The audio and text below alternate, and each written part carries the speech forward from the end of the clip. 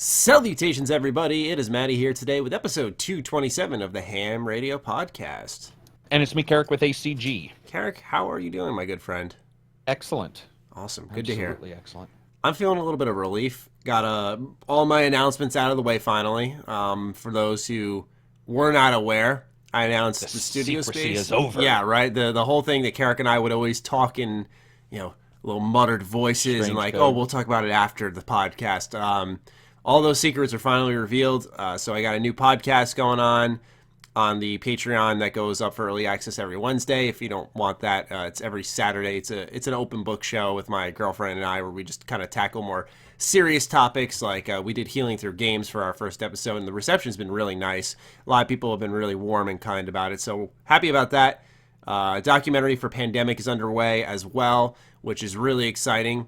I'm doing one more interview for that, and then the editing will begin for that, so that should be out by sometime in December before I go on my winter break. That's kind of my deadline for that. I don't want to rush it because it's definitely my biggest project. And then the studio space, which is exciting because, trying to balance setting that up, making videos, and having some equipment in the studio and some equipment at home, it has been so tough to do that for the last 5 months. So, a lot of stuff unveiled. I appreciate those of you who came to the Patreon and showed your support there, whether it's for early access for this show or because you liked some of the upgrades I was bringing to the channel. Like I said, it means a lot to me. So I just wanted to say a big thank you to all of you out there. And if you want to support Karak's Patreon as well, you got some extra change lying around. His is a great place to go to. It's always linked down below. So, Karak, that's enough about me. Is there anything you're up to, my friend? Anything fun? Any cool announcements? Any projects? No, we're doing, I think you and I've talked about this, but especially in the last couple of weeks, it's been hard to get codes from a couple companies. I've done one video on that, which I can tell didn't go over well with some people, but there's that issue. It seemed to have gotten worse right here at the end of the year. And then, so there hasn't really been anything to review. It happens fast too, right? I remember first 5 months of the year up until May. I don't say this out of cockiness, but just any code I wanted that I wanted to review, my channel kind of spoke for itself. It's okay, you have traffic, you have people who are interested in your reviews, and I know for you that's amplified by 50, where it was I pretty much reviewed all the games I wanted to, and then after Rage 2 it just stopped. I've gotten one review code since then, which was the one that mattered the most. It was the Outer Worlds, but outside of that, everything's been out of pocket or day and date. And the Outer Worlds was actually the same embargo I had, which was the bad one. It was the tiered one, right. It was the tiered one. And so it's been hard to actually even schedule around it because I've been told, I'm not going to say by who, but I was pretty clear about it, but I've been told multiple times, it's coming prior to review. So then I schedule the timeout, and then they don't give it to you then. You get it, and you know what they're doing. They're trying to make sure you don't get a store-bought copy, blah, blah, blah. So that's been a bitch. I haven't really been able to create anything because I got screwed out of, and I don't mean screwed as in I deserved it, but I mean, none of us do. Yeah, there was just the timing and prep that went into getting ready to do it and then not get it. And then you've told everybody else no. And you're like, okay, I don't have it. And then you email them and we're out of codes, or the person's finally taken a day off because they were handling it. I don't really have anything new. I'm going to do I've been doing the behind the scenes as a reviewer podcasts. Nice. I'm going to find out something to do this weekend probably. And I don't even know what it'll be for the channel. That's why I was talking to you prior to the podcast is Need for Speed Heat's one of the only games I've really sat down and other than Death Stranding is the only game I've really sat down and played because everything's sort of fallen apart here. It's really weird. Yeah, it's been on the creator side. On the consumer side, I think everything's kind of been business as usual. But as a creator, it's been really weird this fall. Usually it's all hands on deck. Everybody's getting everything. Everyone's trying to promote their products. But it's just sort of the industry's really changed in a month. It's been really strange to be on the receiving end of it.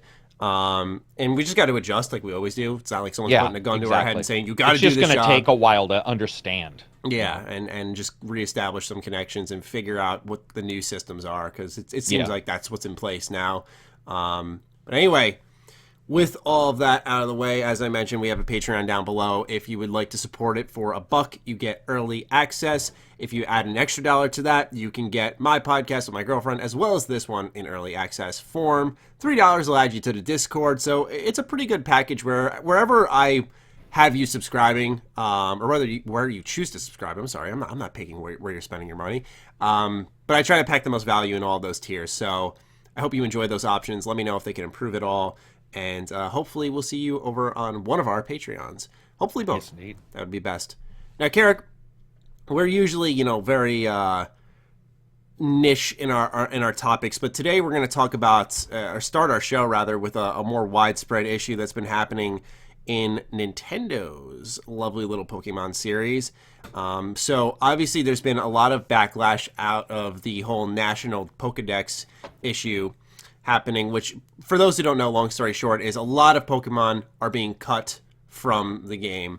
Ones that people are really, really upset about. There's like one set of starters from like older games. I think it's the Charizard line is what they call it. That's the term I learned. There's, I guess, lines is a thing in Pokemon. Anyway, because of this humongous backlash, it has not been quiet at all.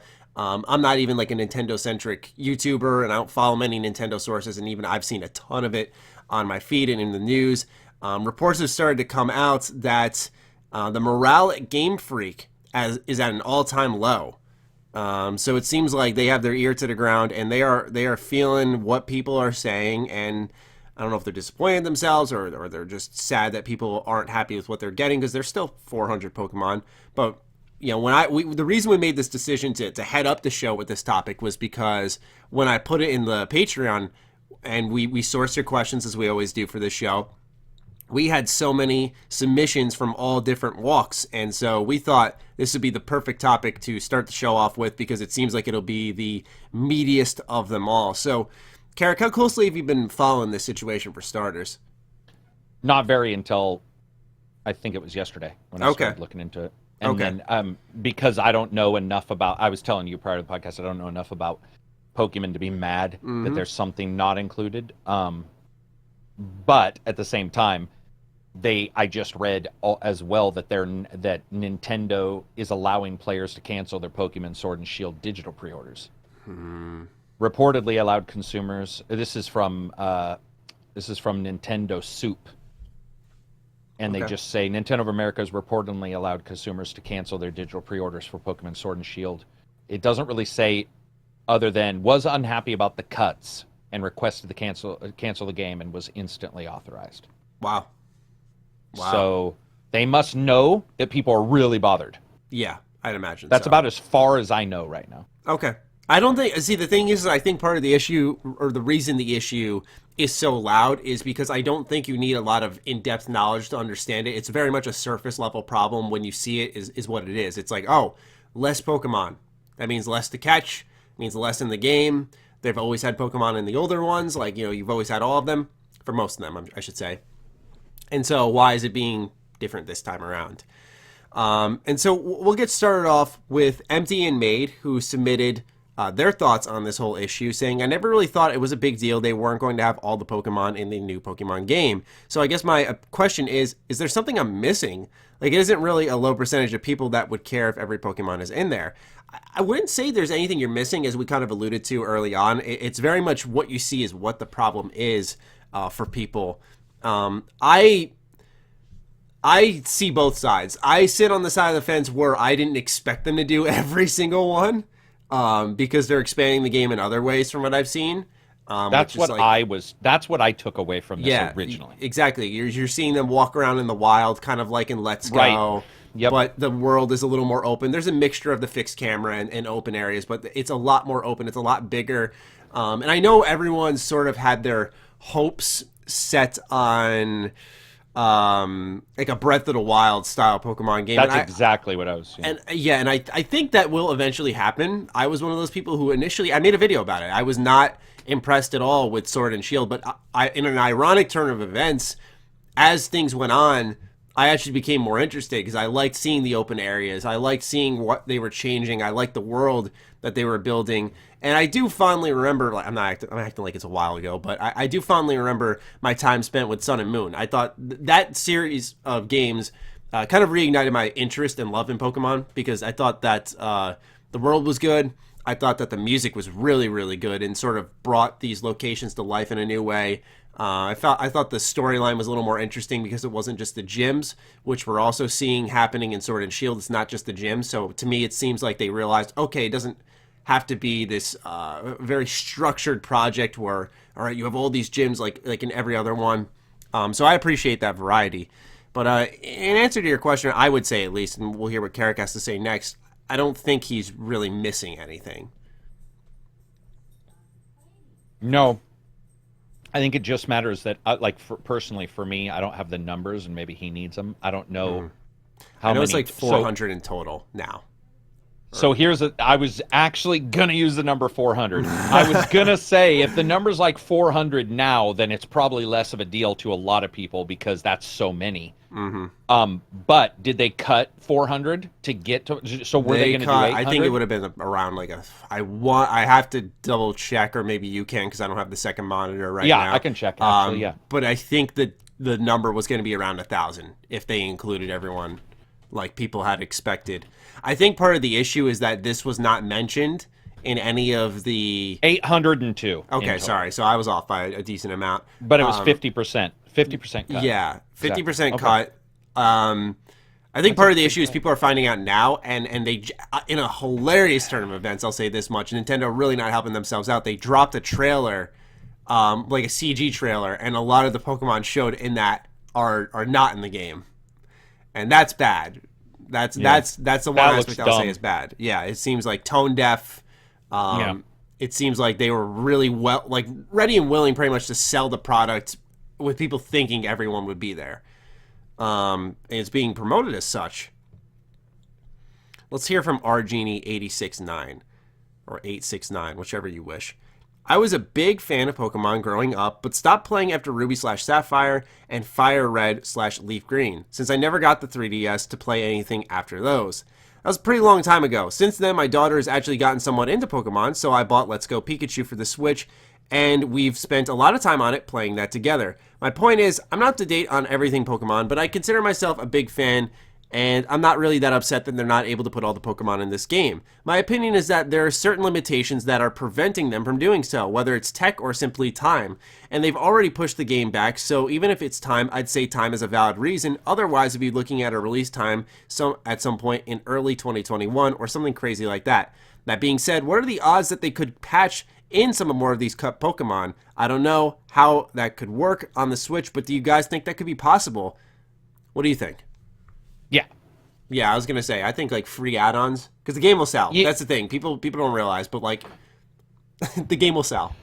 And it just depends on how interactions occur in the game world to verify if you can remove one model and asset and put the other one in, if you do get new ones, like there was a 100% chance of this yellow one, but now that we have two, there's a 50 and 50% chance.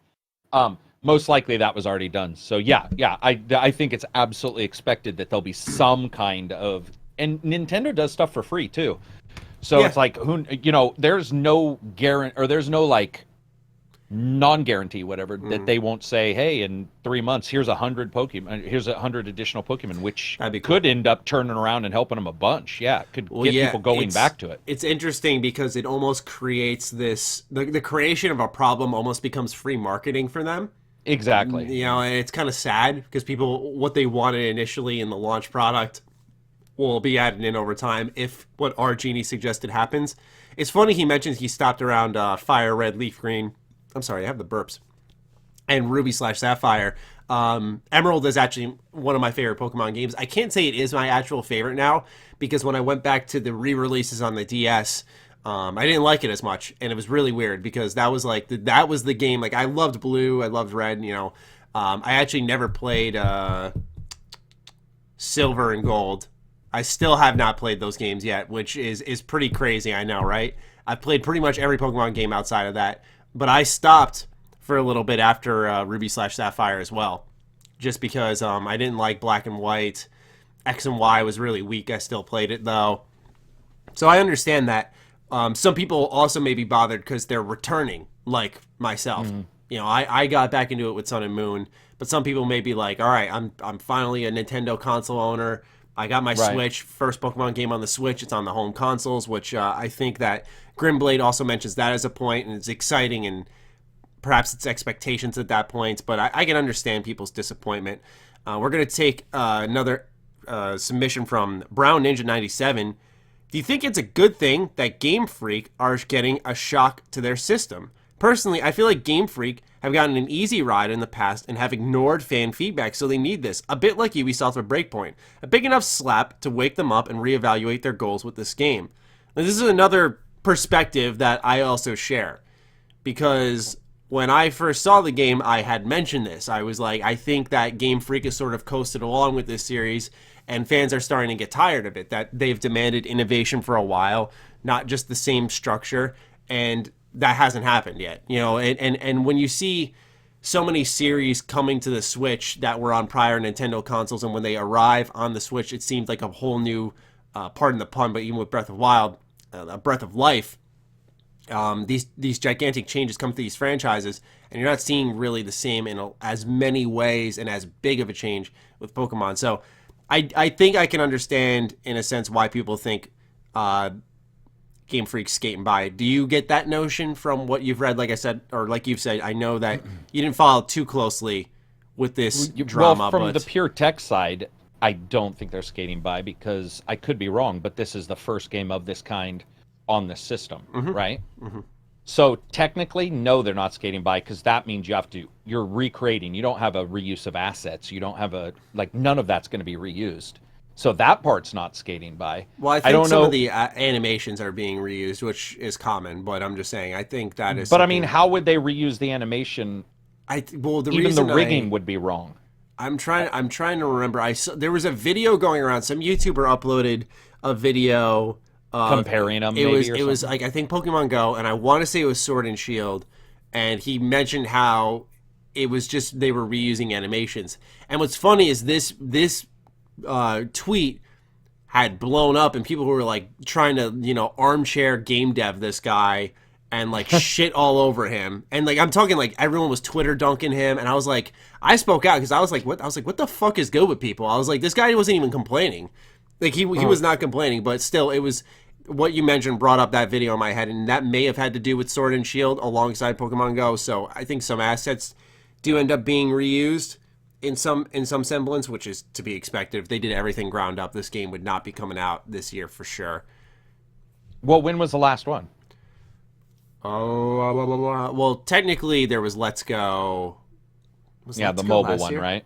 Let's Go is it's on the Switch. It was Red and Blue remade on the Switch. I didn't have that one. Oh, right. It was the one where like you didn't have like wild fights against Pokemon. You'd catch them always. Yeah, because it was built off the Pokemon Go system. So I would have to look into that, because I would have to see how they would be reusing it. But let's say they're,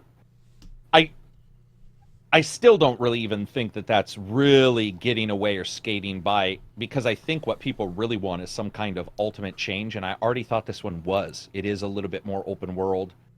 I felt what I was looking at, understanding I don't follow Pokemon a ton, but what I was seeing for this game did look like they were changing a bunch of stuff in its presentation and how you were going to explore the world. So to me, that's not getting off easy, if that makes sense. I could be wrong on that. I'll check. Yeah, I mean, I think as someone who followed the game, but I wouldn't use the term I followed it closely. I did follow it, though. What I saw looked different, which is why my opinion from the announcement when everyone was hyped to now when everyone's disappointed, I was the originally disappointed one. Now I'm intrigued, and I still am excited for the game next week. It's coming out a week from now. When free listeners are listening on Sunday, it'll be 5 days from then.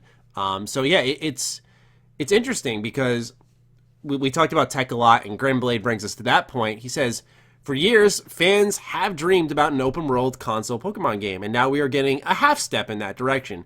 Have fans set their expectations so high that no matter what Game Freak and the Pokemon Company deliver, they are bound to disappoint? Regarding the number of Pokemon, if not now, would it eventually become a problem to fully implement, balance, upscale, and animate each Pokemon? Some fans are calling for delays, but I personally feel like it makes more sense to update more Pokemon in successive console entries or through post-release patches. So Grimblade had the same idea as Genie towards the end there. One thing, and Karak, if you wouldn't mind fact-checking this, is I do recall that Game Freak is a very small dev, too. And that's been an issue for a while. I wouldn't say it's a Game Freak developer problem, but more so they clearly have talent. I mean, they've been making great Pokemon games for years. It's just that, like, I think it was like a team of like 70 people or 50 people, something like. Yeah, they have 140 total, but it looks like only half are working on this. Exactly. Like, that's 70 people, 100 people even working on the game.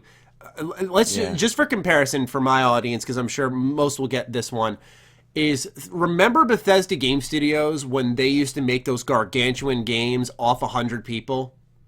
And like people are like, how did they do this? Right. And they took forever to do it. Meanwhile, the Pokemon devs are doing the same thing, except they have to kind of, I don't want to say annualize it, but almost annualize it in a sense. I think Pokemon Go has sort of taken some of the pressure off. But anyway, back to Grimblade's point originally. I wouldn't say setting expectations is such a tough discussion to have because everyone's are so different. I'll be the first to say I was hoping for a Breath of the Wild style Pokemon, but I was not expecting that. I was like, all right, let's be realistic with the situation here. I always like to kind of try to remove expectations from the situation as much as possible because I think that instead of just looking at what you get and letting that determine your opinion there and then, I feel like almost when you don't get what you were hoping for, that shifts your opinion more initially. And that's something you want to avoid, at least if you're going to be critical and speak about it on the internet, as far as I'm concerned. What do you feel about that? Yeah, I've always said that. I definitely feel that it's best to not go into something with a ton of expectations other than like a good game. Yeah. But I can see why somebody in this series, their expectations would be, they're calling it they might be like, listen, they're calling it Pokemon. They motherfucking better have the Pokemon in there. Like, and I get that too. So I definitely see why people are a little bit verklempt. But when I looked online, it certainly does appear like people are losing their shit over it. And yeah. I just in the 2 seconds you and I have been talking and I was looking for the number and I saw these headlines, I'm like, that's the worst kind of like game fandom there is. Which I guess makes sense with Pokemon, just because of the age of people and stuff. But I personally, I would rather have them. A lot of people are younger. Yeah, or they hold it in their memory, Maddie, like the nostalgia. Because you and I talk about it. People say, "Do you want KOTOR 2 from BioWare?" And we're like, "No."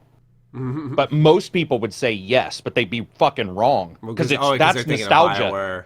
Yeah, that's not even the right BioWare, right? And so, but I see with this game where the expectation of Pokemon is one thing, and what you're going to get is something else. I personally think that 400 really well-developed Pokemon that make sense in the story, everything's balanced well, is more than enough to be a huge game. And from there, you might actually not want to have your 800. It might be overcrowded. It might be bad balancing. So to me, I'll just have to wait and see what it's like when we get it.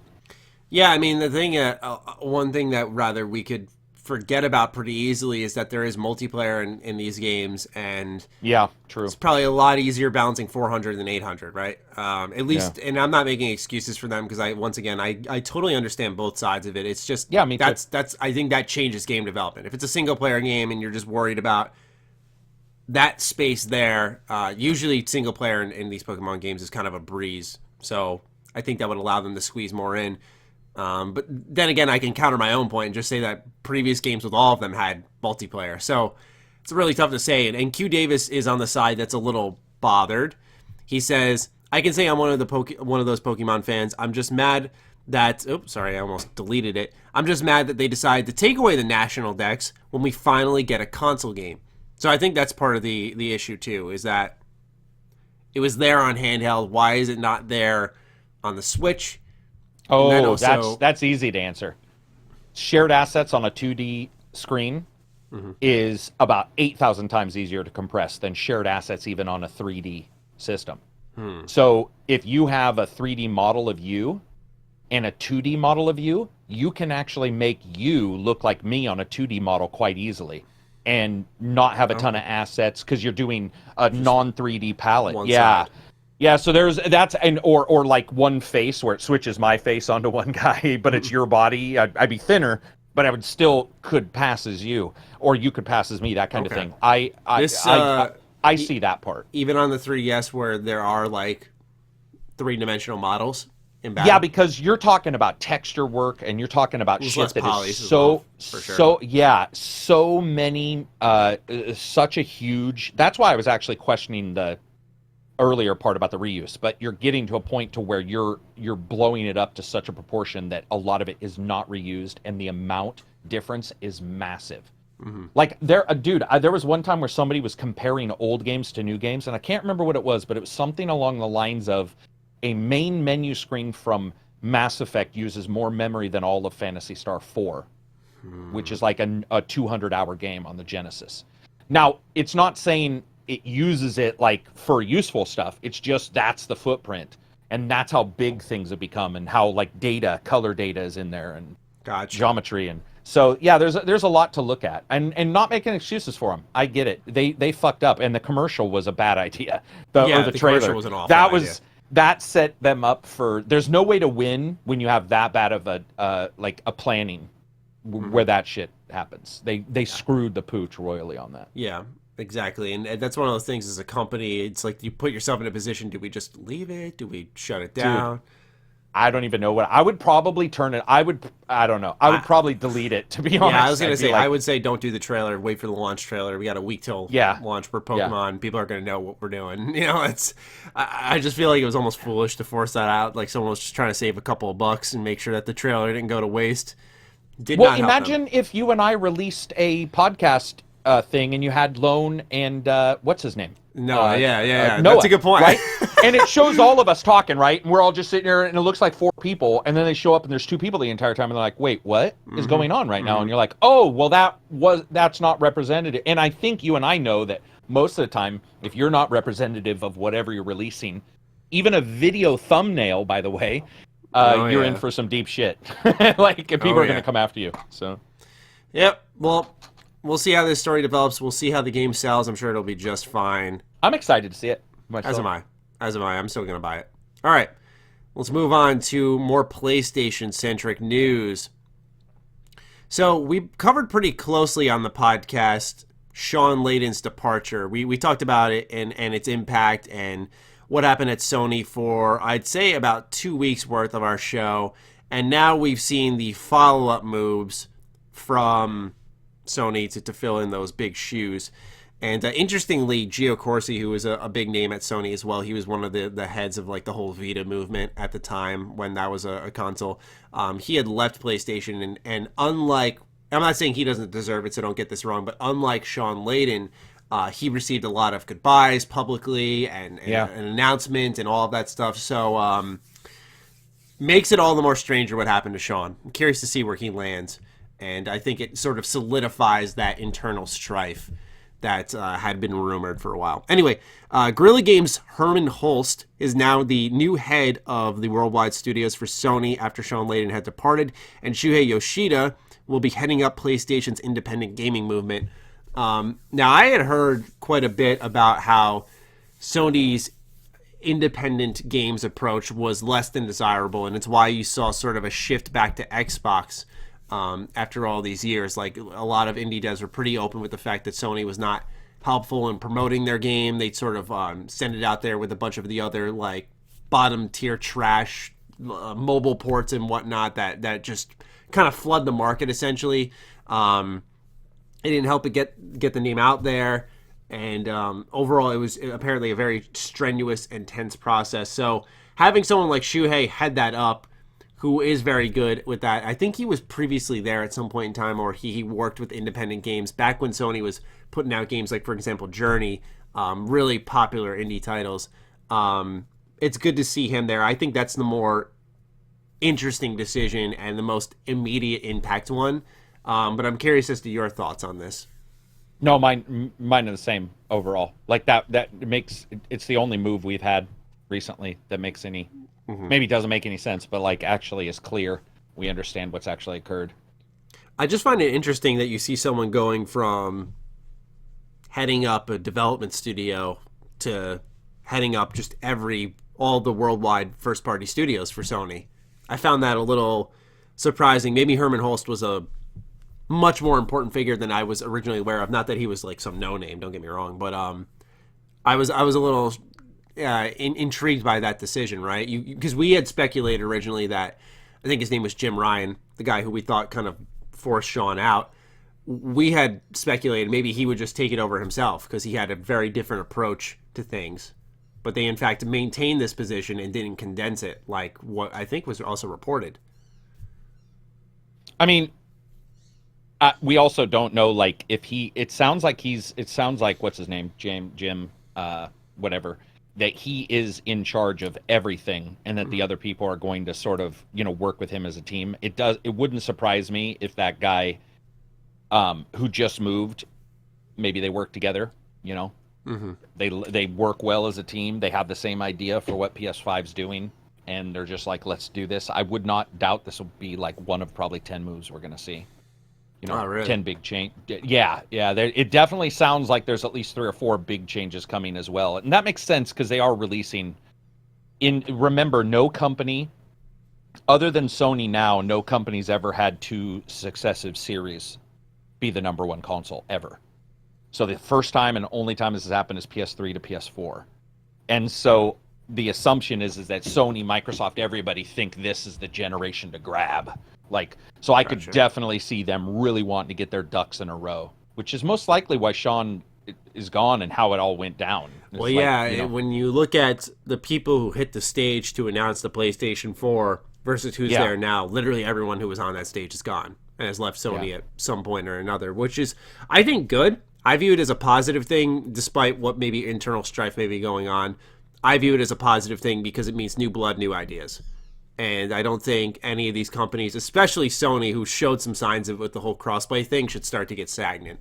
That's something we don't want to see at all. We want to see these teams push games forward. And on the other hand, Jim is the one who dissed on backwards compatibility and crossplay. So I get where you're coming from, but it's weird. No, you're right. Yeah, it disturbs me to no end that he's the one that was basically dissing on gamers who wanted it. They're in their backyard or in their fucking basement. They want this, but they only talk about it. No one ever uses it, and you're just I don't know. On the other hand, he can change his place too. Yeah. I mean, and people are allowed to change their ideas too. If you are presented with opposite information to what you have, and you're an intelligent person, you will change your opinion. I think what happens is we're accustomed to people who don't. We're accustomed to people who are I'm not changing my fucking idea regardless if, you show me that I'm wrong. Yeah. And that's cool. Maybe they saw it and they were like, oh, we were wrong. Let's move forward. I don't know. There's going to be a lot of switches on both sides, including Nintendo, I think. Oh, you think Nintendo will be in the mix as well, even though they're not really doing a transition? Yeah, because it'll be a year, if not more, for the Switch 2. Is that what we're calling it? Should we just call it the Switch 2? Sure, yeah. And it does feel like, especially with the Switch Lite and everything that they've done, that there will definitely be some... It sounds to me like there's going to be a more concentrated effort to go complete... I'm going to guess here, but I don't believe I can't believe I'm saying this. I don't believe their next system will have a dock. That's or so funny. It will be wireless. A wireless dock. You can do 1080p wireless. And I feel that there's a chance of doing what the Stadia does. Oh, I was going to say it almost streams to your TV. Yeah. Yep. I could totally see that. I think you're imagine getting a little Nintendo tab and you plug it into your HDMI and you just turn on. Yep, and that's it. And that would require a lot of thought process behind everybody at the company trying to figure out how to move that forward. I could totally see that. I know that they said that they're focusing on Nintendo Online quite a bit, improving that. So true. Right. I imagine we're going to see that service expand a lot, and then maybe something like that follows suit if they're smart, because make the service good. So then when you put the streaming thing out there, it's oh man, I'm totally going to pay for that because the stars sort of align. Exactly. We do have a couple of questions that sort of fit in line with our discussion. The first one comes from Aunt Jemima. We're at the last year of the console life cycle. What's objectively the better console for the average person, the base PS4 or the base Xbox One? Karak, I'll let you begin. Did he say for the general consumer? Yeah. What's the objectively better console for the average person? That is so hard because there's exclusives on the PS4, but Xbox has Game Pass. I'd say Xbox personally.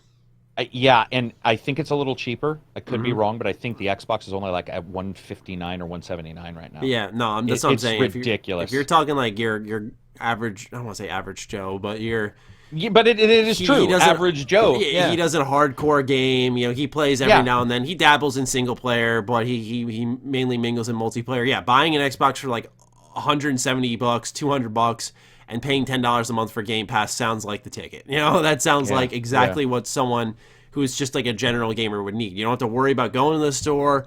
Everything that's new in that console's family comes to Game Pass, so you could play the Outer Worlds. I'm sure Wasteland, which just got delayed. We'll talk about that later. I'm sure that'll be involved in Game Pass. There's just so many options, and it continues to grow. And you see games that come out in February, like Devil May Cry 5, release in Game Pass. I think it was in June or something. Dude, like that. Yeah, it's crazy. Third-party big titles. Yeah, exactly. Like you don't have to spend your money. Like even think like, okay, what you're paying $10 a month. We'll say if you're paying for that tier, which is I think that gives you PC and Xbox access. So you're paying $10 a month. That's 4 months. You're paying $40. You're still getting it for cheaper. It's insane. No, and I can tell you I play more games because of it, and I already played a ton of games. So the average Joe, that's definitely the way to go. Yeah, absolutely.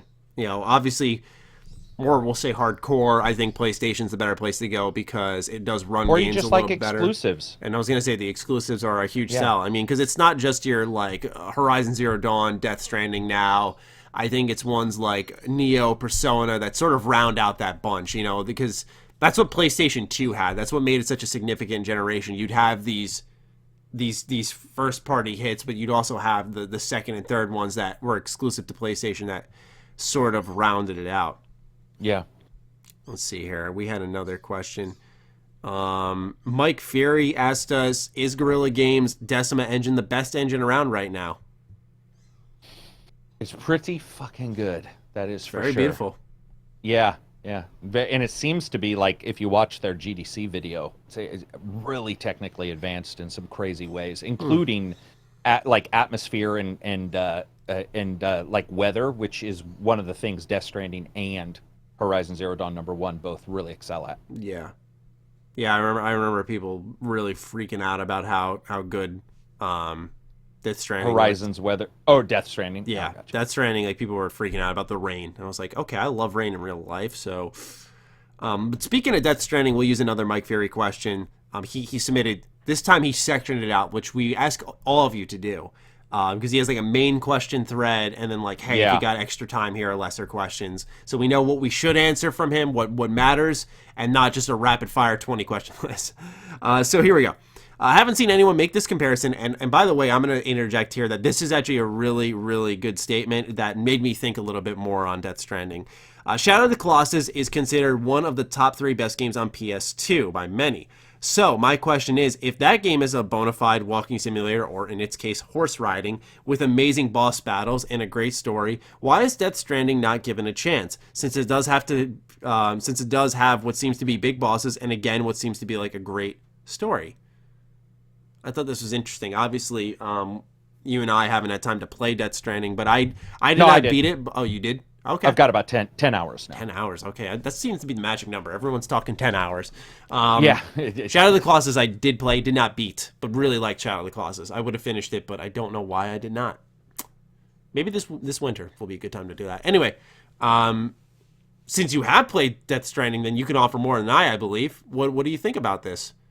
I don't see a I mean, I don't really, dude. You don't see a comparison in like the somber nature of the title. You're kind of alone out there, going around the world, and solitary. But no, definitely not that. Okay. But I definitely feel the somber, solitary feel of it. But one is based around no missions, and one single bad guy per location to tell an overarching, like, emotional story where none of it is told to sort you. of puzzles too. Everything, and the narrative is a puzzle. You don't even know what's going on through most of it, and nothing is taught. And there's barely any spoken word. I think if I remember right, the giants say something to you every once in a while, or make a sound.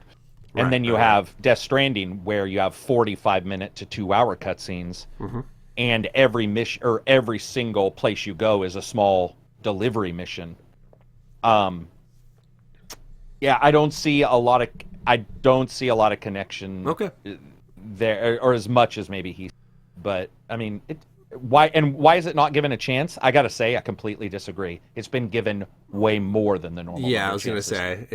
Do not focus exactly on what you're looking for when you go look for news. And I will tell you, the number of people who are giving this an incredible amount of chance is far higher than the number of people who have. Kojima's in a very blessed position. I'll say that much, man. It's ridiculous.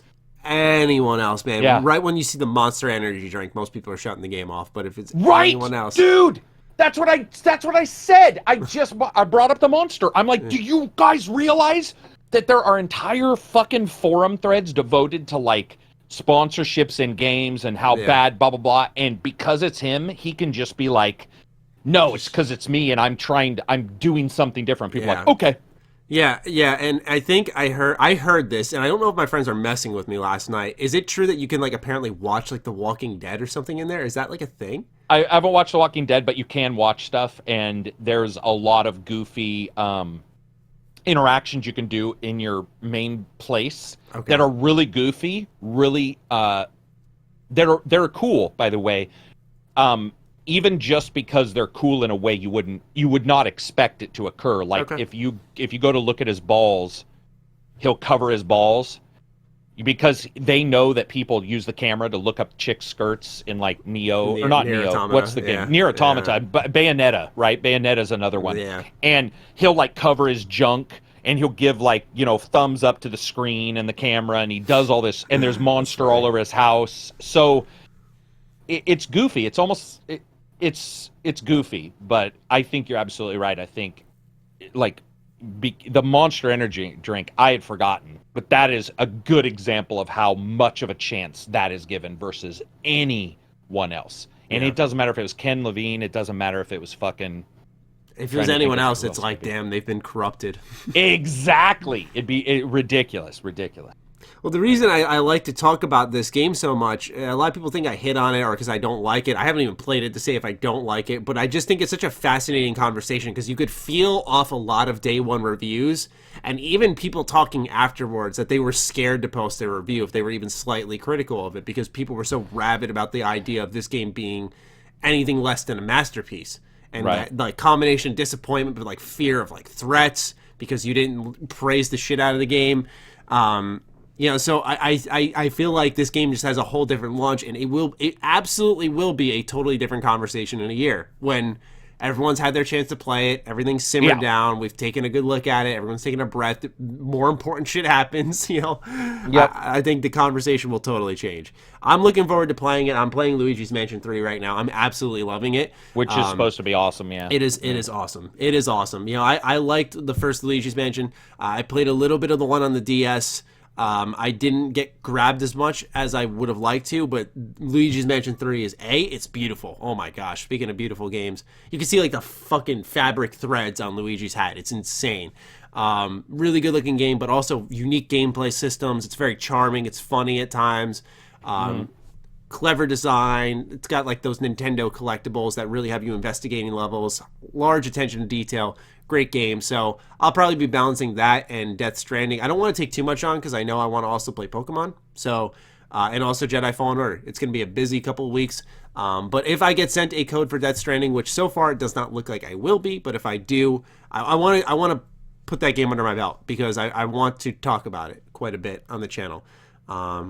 Because I've always had this theory of a Kojima bump, and I feel the only way I can make this discussion video that I've wanted to have for a really long while is if I complete this game, so I can even if people decide to mass downvote, fuck Maddie, at least I can be like, I beat it and I gave it a fair shake. Exactly. All right, So that's what's going on with Sony. A little PlayStation discussion there. Now we talk about EA. So, Karak, you have a little bit of an update for us, but I'll read the general news that I have down here on my phone. Pretty much EA had abandoned, I put this in quotes because we'll have an update to it, the Skate trademark. And the last time that this was apparently re-upped was February 16th, 2018. So now people fear that Skate 4, a highly requested title, or at least it seems that way, more like I'd say a cult classic, will not be happening. So, Karak, what's the little update you have for us to round out this story so we can start popping our guesses out there? Yeah, so I made a jackass comment on Twitter to piss people off about Skate being abandoned. And somebody said, "Did you check Reddit?" It hasn't, and I looked it up, and the original thing that started all this has a quote or has a alert that says, "The thread title, which is Skate trademark abandoned by EA, failure to respond or late notice." It says misleading. Only for digital downloads. And then if you click on it and you actually look at the web page, which goes to Trademarks, if you go and look at the Trademarks web page, this is for the downloadable version of this. That part of it's the only part that's been abandoned, not the actual game. So it's difficult. The only thing I can guess is that what this is doing is simply, it is quite literally not. Man, I don't know. I don't get it. I don't think they did abandon the IP. I think that I doubt it. It just feels like it would just be giving away free money. Exactly. This seems to have something to do with the and it's in 3 places about delivering via digital.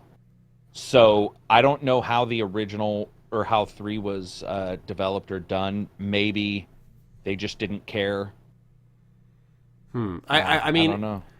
See, it's interesting because I think of with Activision, they had I think it was a Nickelodeon deal maybe, and what happened was when they lost it, Ninja Turtles, Mutants in Manhattan, Legend of Korra, a number of games that they worked together with Nickelodeon on got taken off of digital storefronts. You can still buy them physically at stores if you wanted to. God knows why you'd want. So maybe that's what it was? And so I just wonder, is that the case? Did they just say, no one's really buying Skate 1, 2, or 3. We haven't done anything with the franchise. Right. I guess I'll have a counterpoint for that in a second, but maybe they're just like, we'll get to that in a little bit. But the other thing is, I don't know if this is available on Game Pass, and if this lack of digital distribution, or the ability to digitally distribute, rather, would affect them saying, let's just throw these games on Game Pass. Yeah, it's not on Game Pass.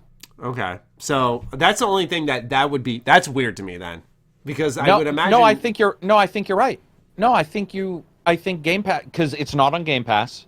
And so I think what you just said is right. Since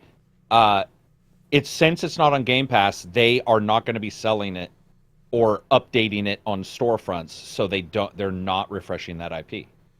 Yeah, I think you're right. I think could be. Right? Doesn't that make sense? I mean, yeah, I said it. Yeah, but you were getting ready, it sounds like, to sort of reverse that. I just like to play devil's advocate with myself, I guess. It's the curse of this job. No, I think you're absolutely right. I think that makes sense. Yeah, I mean, but was it good? Do you remember? Skate? Yeah. Okay, let's put it this way. Skate 1 is probably, growing up, I can't say now in total, but growing up was one of my most played games of all time. Absolutely. Oh. I played a lot of Skate 1, then I started skateboarding again.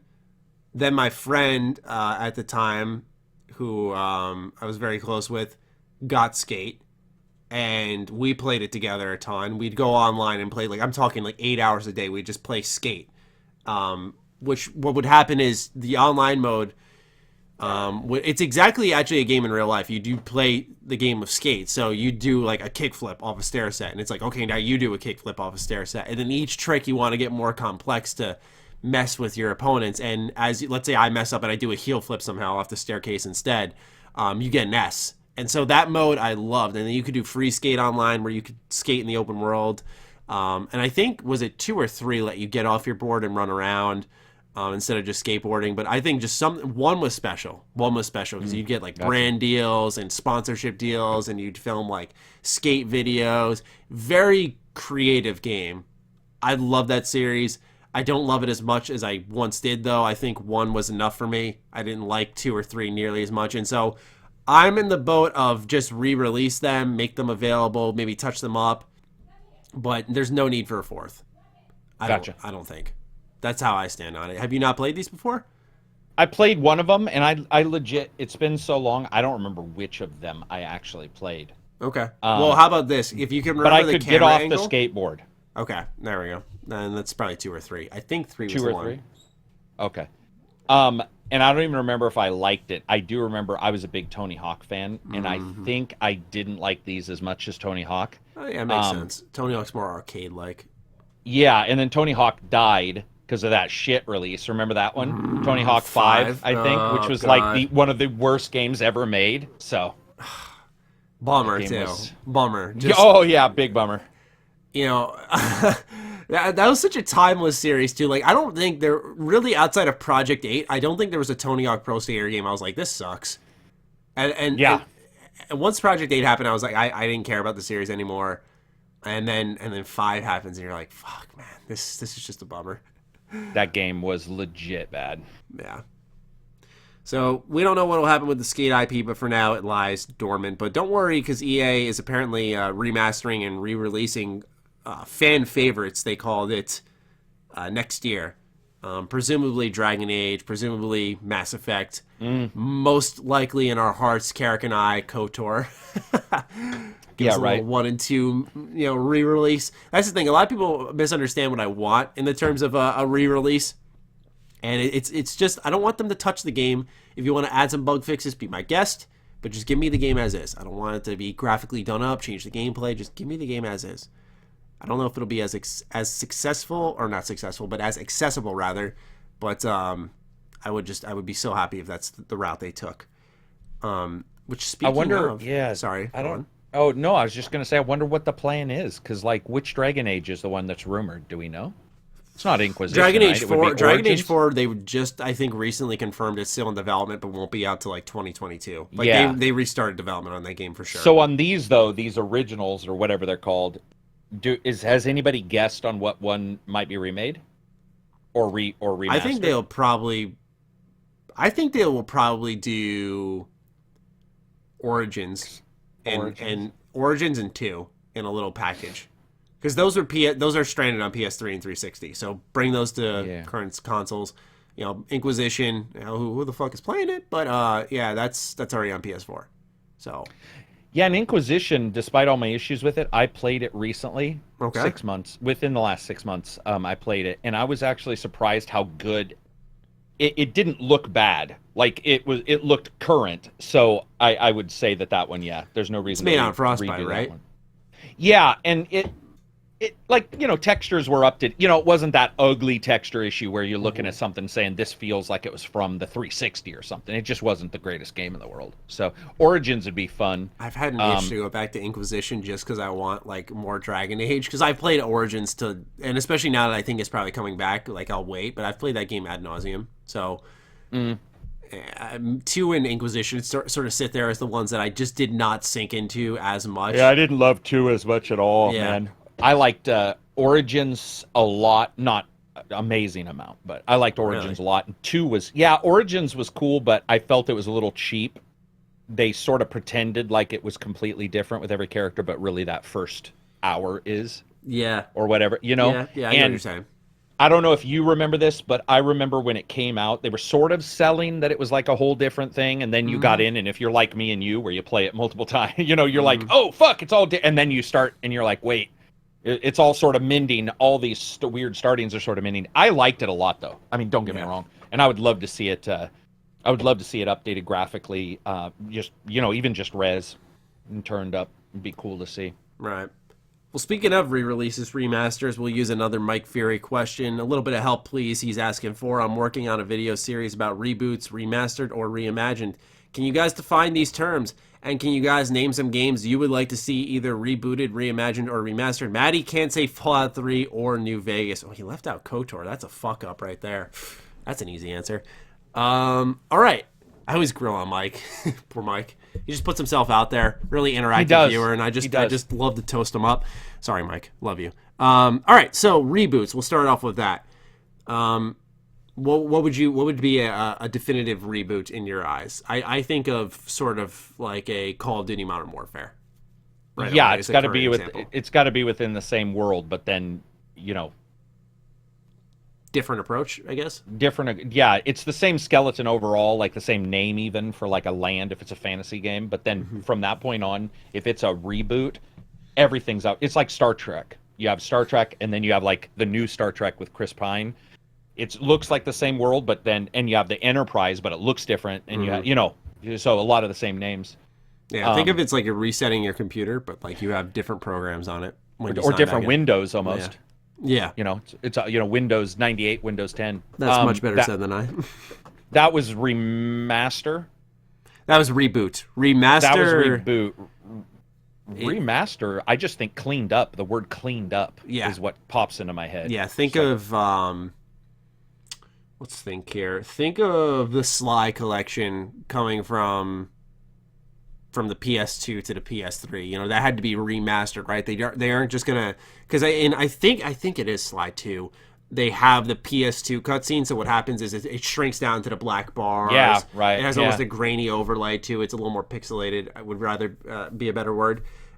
Whereas the actual gameplay is widescreen. It's HD. It's touched up a lot more. It's a little more colorful. But they didn't change anything. Remasters, like Karak said, you clean it up. You're not necessarily changing anything with the game, which is why I say with KOTOR I want it remastered. And I think a lot of people don't understand the difference between reboot, remake, remaster, because people think when I say remastered, they think I'm saying remake. Like I want them to take the game and make it from the ground up. Right. Which no, we don't want that. Because no, that wouldn't even be what we would want. No. It doesn't make any sense. KOTOR, the reason why we like it is because it's KOTOR, not because we want it in the same, adjusted and world. Reimagined, I'd imagine. I think he's teasing me, by the way, because I always in all my reviews and in your Discord I call it reimagination-ings, and I call it because I think they don't make sense, and I call it reimaginings all the time. But reimaginings are reboots. That's all they are. Yeah, I was gonna say. Yeah, I was just pissed at the terms because I think they overlap a lot. I don't really think there's a difference between reimagining and reboot. I mean, they're right, aren't they the same? Yeah. Same thing overall? Yeah. No, I'd say the same thing exactly. So, to the second part of his question, what would we like to see reboot, reimagined, or remastered? And I can't say any of the Fallout games. That's so weird. I'll cut out KOTOR. In all seriousness, I will not say KOTOR, even though that is the obvious answer for me. For me, Phantasy Star, I would fucking kill to see a Phantasy Star booted or remastered or reimagined. Okay. I would kill to see that. I'd like to see a remaster of the Budokai Tenkaichi series from Dragon Ball. I'd like to see them do a package of the Budokai Tenkaichi series, remaster it and release it for $60, because that is a lot of gameplay and a lot of fun packed into something like that. I would be very thrilled if they did that. They kind of came close to it on the 360. They remastered Budokai 1 and 2, or I'm sorry, 1 and 3. They did not touch 2 though, which upset me, because 2 had the little grid map where you'd hop around, and it would sort of add a tactical element to it, kind of I guess think of Galactic Conquest in Battlefront. You'd have that same base gameplay, but you'd maneuver a map, so it would add something to the experience. They didn't touch Budokai 2, so I would love to see them take the Budokai Tenkaichi series and bring it to modern consoles. A lot of Dragon Ball games I'd love to see come back. Raging Blast, for sure. I didn't get to dabble in those as much growing up, because there was a time I faded away from Dragon Ball, sort of series fatigue. But now that they're sort of redoing things, a new movie, the card game I love, so it's kind of reignited for me. So I'd love to see them bring back some of those games. There was one when you were talking about those that what I reviewed for the 360, was it Xenoforce? Yeah, Xenoverse. Xenoverse. And that was 360 only, right? Yeah, because it was number 1. The first one was on PS4. Yeah, the first one was on PS4. It was like that cross Cross gen. Gotcha. Yeah. Gotcha. I was trying to remember because there's so many games in those series that like I forget who fucking. Because Bandai has a deal, and they have to release a Dragon Ball game every year.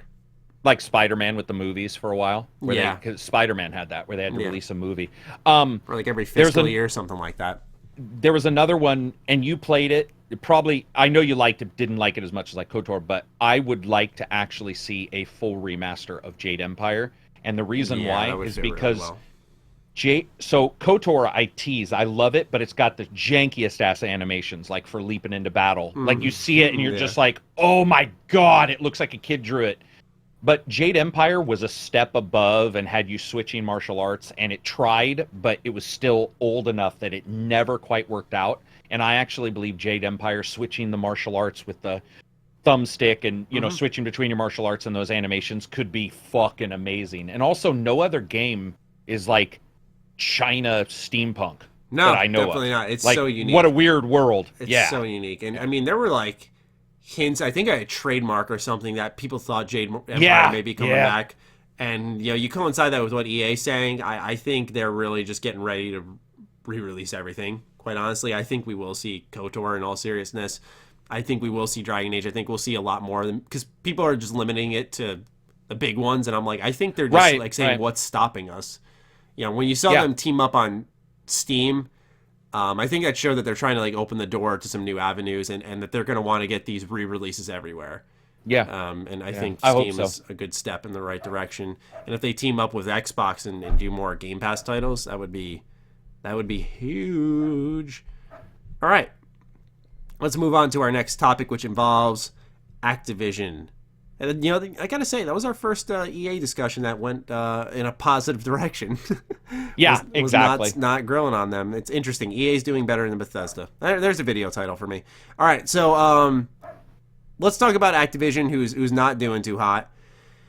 So they pretty much reverted their monetization for Black Ops 4 after Modern Warfare released. They're saying you can now earn stuff through gameplay, and it's pretty much demonetized entirely, but that's because most of the player base has shifted towards Modern Warfare. That's not to say, though, that folks did not go back or do not go back. Some people do not like new Call of Duties, and I have been one of those people where you buy the new COD and you just don't touch it. Yeah. Because the previous one was so much more superior. That happened to me with Black Ops 2. Just played it for on and off for 2 years. So, what do you think of this revert of monetization? Scummy? Understandable? So, did they revert it completely? Like everything? Like what exactly did they do? Do we know? I know part of it was like a Battle Pass rework. I'll get the precise details, but pretty much what will go off now is a lot of the monetization that was present in the original, or added, I'm sorry, because it was not in the original game in Black Ops 4, it was added on afterwards, has now been stripped out. I'll get you exact details in a sec. I mean, I don't know, like, I don't feel comfortable bitching about somebody removing a cost from a game. Oh, no. It's more so the timing, right? Yeah. Yeah, I don't know. Dude, every time I think I know what these companies are doing, I end up finding out that like they had some other ulterior plan. It's sort of difficult to understand what they're doing and why they're doing it in the time frames. It always looks bad, and we've seen that with multiple companies. Well, we just saw that with Nintendo in the Pokemon trailer, like bad timing. It's like, hey, we got an idea, and then it turns out and burns everybody. Here we go. Starting November 12th on all platforms, we'll be revamping the black market for Black Ops 4 to make all functional content, including base weapons and items in Blackjack's shop, unlockable simply by playing the game. In this upcoming update, all players will get more access to their rewards. These changes include a new regularly scheduled Pick a Weapon Bribe bundle available for 50 reserve cases that allow players to select a weapon of their choice, a new rotating reserves stack that always displays an item from reserves that you don't currently own, which you can unlock by trading into reserve cases, so it removes some of the RNG as well. 2 new rotating My Deal slots that can be unlocked with reverse cases and will always showcase items you don't currently own, once again removing RNG. Reverses stack and My Deals will refresh on a regular basis to reveal a new item and will refresh instantly after the current item on the display has been required. Once again, a lot of removal of RNG. With this update, players can continue to earn reserve cases in 4 ways, which is completing contracts in any mode, earning cases throughout the standard reserve earn rate in multiplayer and Blackout, unlocking contraband tiers after tier 50, and completing up to 2 daily tier skips, including the bonus daily tier skip in Zombies, for additional reserve cases each day after tier 50 has been reached. So does that give you a little bit more to work with in terms of information? Yeah. And are you disgusted? No. I think I don't care. I don't either. I'll be honest. I don't know any other way to describe it. It is, but those people who are still playing or who maybe want to go back in are going to be able to get it for free. The company that was doing it is now working on something else, so it now costs you less to get into it. They're not spending as much developing parts for it. I don't know. It's so confusing, dude, because like you said, they're deleting RNG, which then a lot of people will be like, well, why was there RNG when there was money involved? Absolutely right. Like, good, very good point. You know, it absolutely, that is exactly the question. It speaks for itself, yeah. But I think what I mean by I just don't care is we're moved on from that title, and I've seen companies add, I don't know if you probably you don't follow PC enough, but there was a game called Two Worlds. Well, this was on the consoles too. Two Worlds. I don't know if you played those. The Skyrim. Okay. I think I liked the sequel a lot. I think you liked the sequel. Yeah. So Two Worlds 2 on the PC, years after it was released, and about a year and a half ago, randomly turned off the command key, which is the tilde key, which in the past would allow you to see the command line interface and like enter in hacks, right? Like give me $100. Then they sold microtransactions for it. So the reason why the tilde key was turned off is because they didn't want you to cheat. They wanted you to have to buy the microtransactions, and they were never there in the past. These microtransactions, they didn't exist. The game never had them. What's interesting is it's a shitty thing to do. Interesting is that doesn't Two Worlds have like a continuous hardcore fan base that keeps playing? Fan base? You know, I don't know. I know that I liked it, despite it having nauseous frame rate. There was a lot I liked. It was co-op. I don't know if you remember that. Yes. You could jump, yeah. I played. And I think that was the best part. Did you? Yeah. So I mean, so we see it. We do see companies do some shit stuff. But at the same time, now I just don't know what their server base is or like what they're doing. Microtransactions. The problem is they're never good. If that makes sense. They're always less bad. Whatever choice they make is less terrible. And that's the choice we're hoping they make versus, you know, having them in always sucks. Good point. Natural Calamity asks us, how likely do you think the proposition that Call of Duty as a franchise will start selling add-ons for DLC for their campaign, or DLC for their campaign, sorry. I think it's improbable. Oh, you mean like a little bit mini story for the campaign? Really high. Oh, high. You think? I think it's improbable just because they don't stand to make much money off of it. I don't think they normally would, but especially with like the way they've got the new engine running and how they're doing. Well, okay, wait a minute. I apologize. I was considering what's it called? Oh, the Spec Ops? Yeah, that would be. I'm sorry. I was considering. Yeah. I was considering Spec Ops, not the story thing. Yeah. No, I don't think the main story, because the main story is just too high budget for them to do. Expansions on it, and you have money for voice actor. I mean, unless they're an internal voice actor, which they're not, it would cost a bunch of money. So, probably not. Despite people's ramming on it and maybe not liking it, Call of Duty stories cost a lot to make, which Activision tried to play it off like that was kind of low key a part of their plan last year to cut out the campaign from Black Ops 4, but a lot of people didn't read reports. I think that like they were making a campaign for that game and it just wasn't very good, like it wasn't done. So they did remove it. Cover Paint asks us a question that we did answer last week, but we'll briefly touch on it just in case they did not listen to that previous episode. And I felt it fit with the Activision topic, which is our thoughts on Overwatch 2, and will we be jumping back in? This question took a lot more to get out than it should have.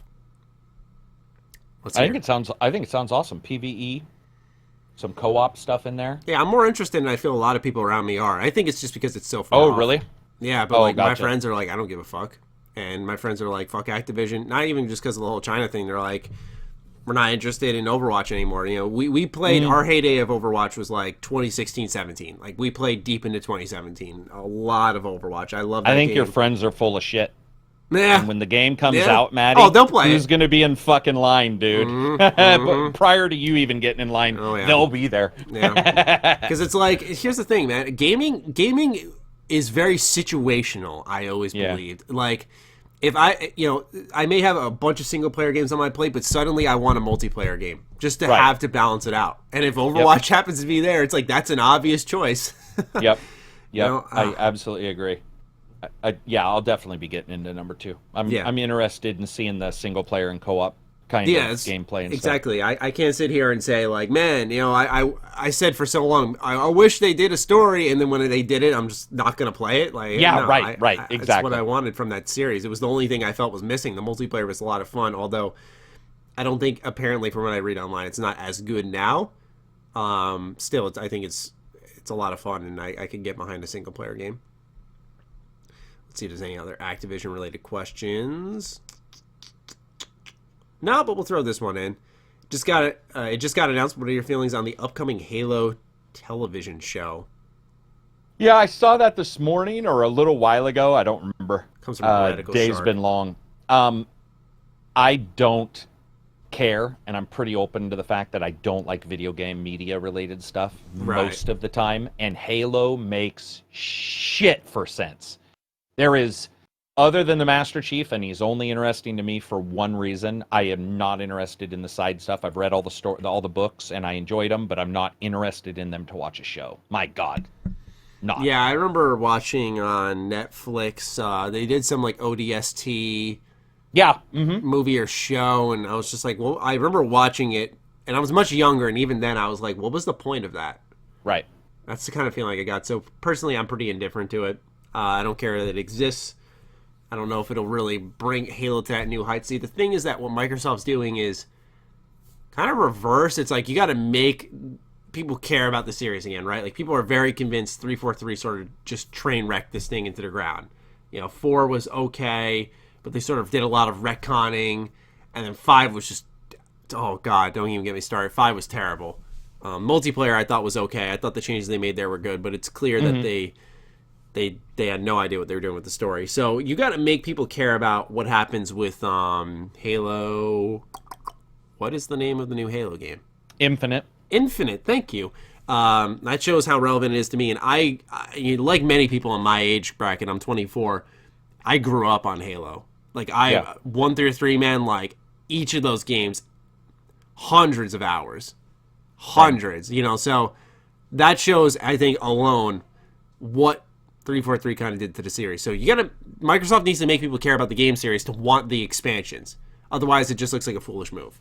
Don't you also feel it's weird that it would take us like I bet we could scope out a Halo game and a story that it would probably take us one weekend max to come up with an entire plot that didn't fucking go completely nuts and was about Halo. And it's crazy to me that a multi-million-dollar company can't do that.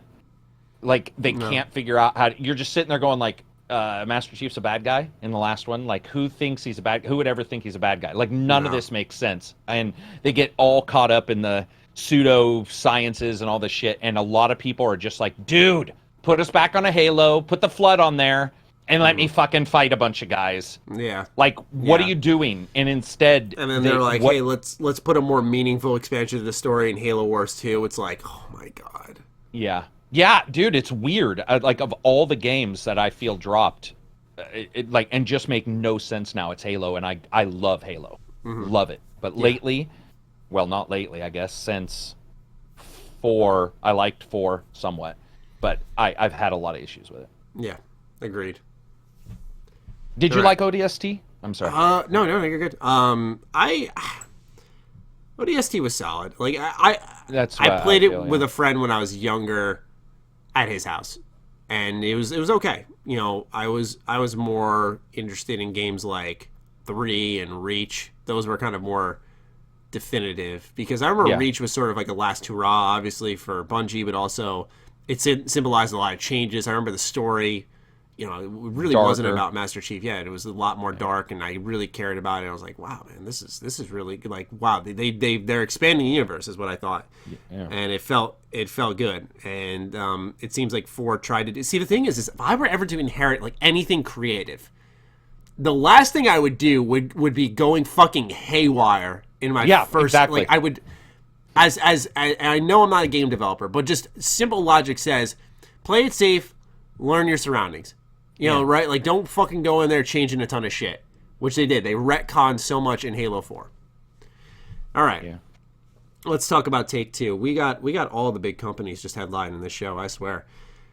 So Take-Two had a earnings report, or a conference call, rather, and a lot of good news for them. They are making a lot of freaking money, and we'll be highlighting what's being the biggest cash cows for them as soon as my phone lets me put in this timestamp. All right. So let's start off with Borderlands 3.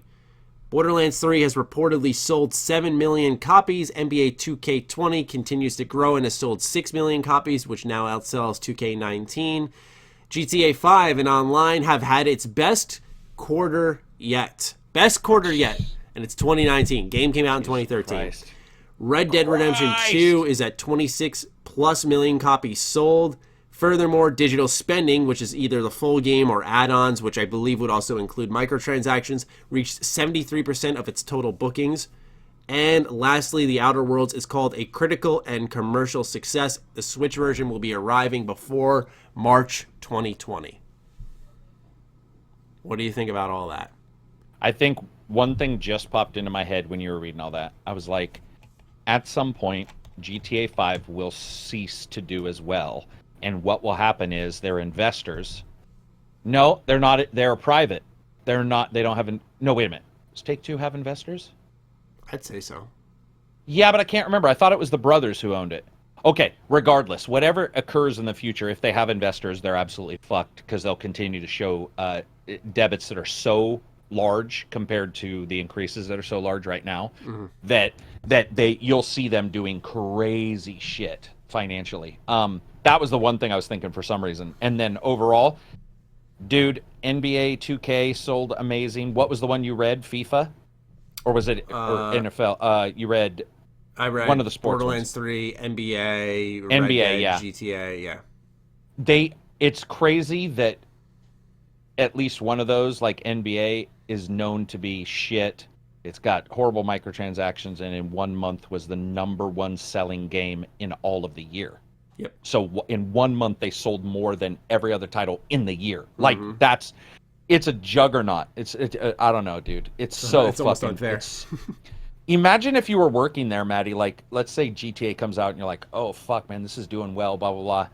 And then you release your NBA game or whatever, and it gets horrible reviews, so you think it might not sell well.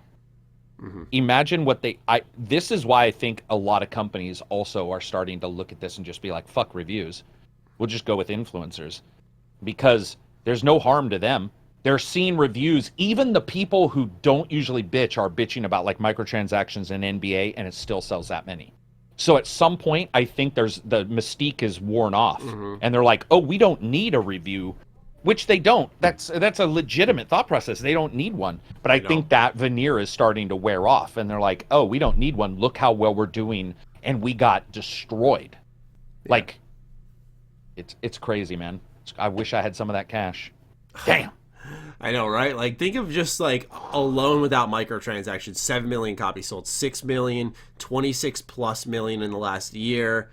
We don't know about the Outer Worlds number-wise, but, like, just do the $60 price tag for all of those combined. That's stupid money. Before you think of Red Dead Online money, you think of GTA Online money, NBA 2K20 microtransactions, like... Yep.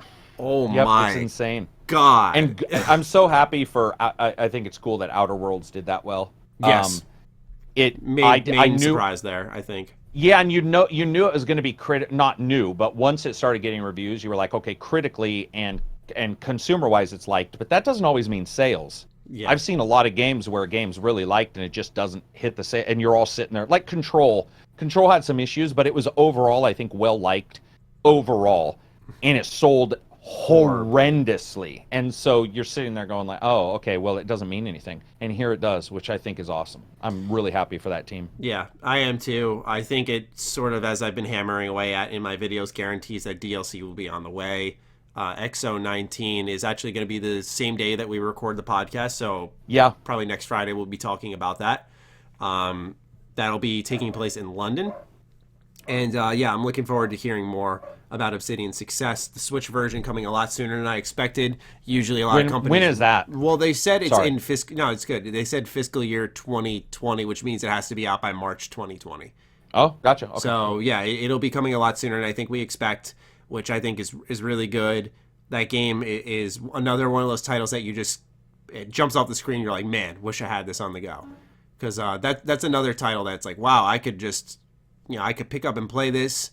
There's no online connectivity where, for example, Overwatch at first sounded good, and then you realize, wait, I need an internet connection, so I just have to stay within my house to play this. So yeah, good news for Take-Two across the board. And now we shift to the rest of your patron questions to wrap the show up. All right, let's get into it, starting off with Black Dow. What would be your most wanted Smash Bros. Character? Is Sonic already in Smash Bros? Yes. Okay. Altered Beast. Boom. Most people won't know that game. Sega made games called Altered Beast, which was about humans who... It was a 2D... It was Streets of Rage style. Okay. And once you beat up enough dudes, you collected energy, and then you could turn into various animals, like a werewolf, a lizard, a dragon. You're a fan of these cool games that no one talks about. Yeah, well, and it's old, but it was like a huge co-op or coin-operated hit at the time. Yeah, I would love to see an Altered Beast character in there, because I don't think people would expect it. And Sega and Nintendo are sort of buddy-buddy now. Yeah. They used to hate each other. Yeah, I know, right? And they finally got over it all these years later. Yep. I am not really, I'd say, on the unique list here. I just want Sora. I want Sora from Kingdom Hearts and Smash, and I've wanted him for probably like 4 years now.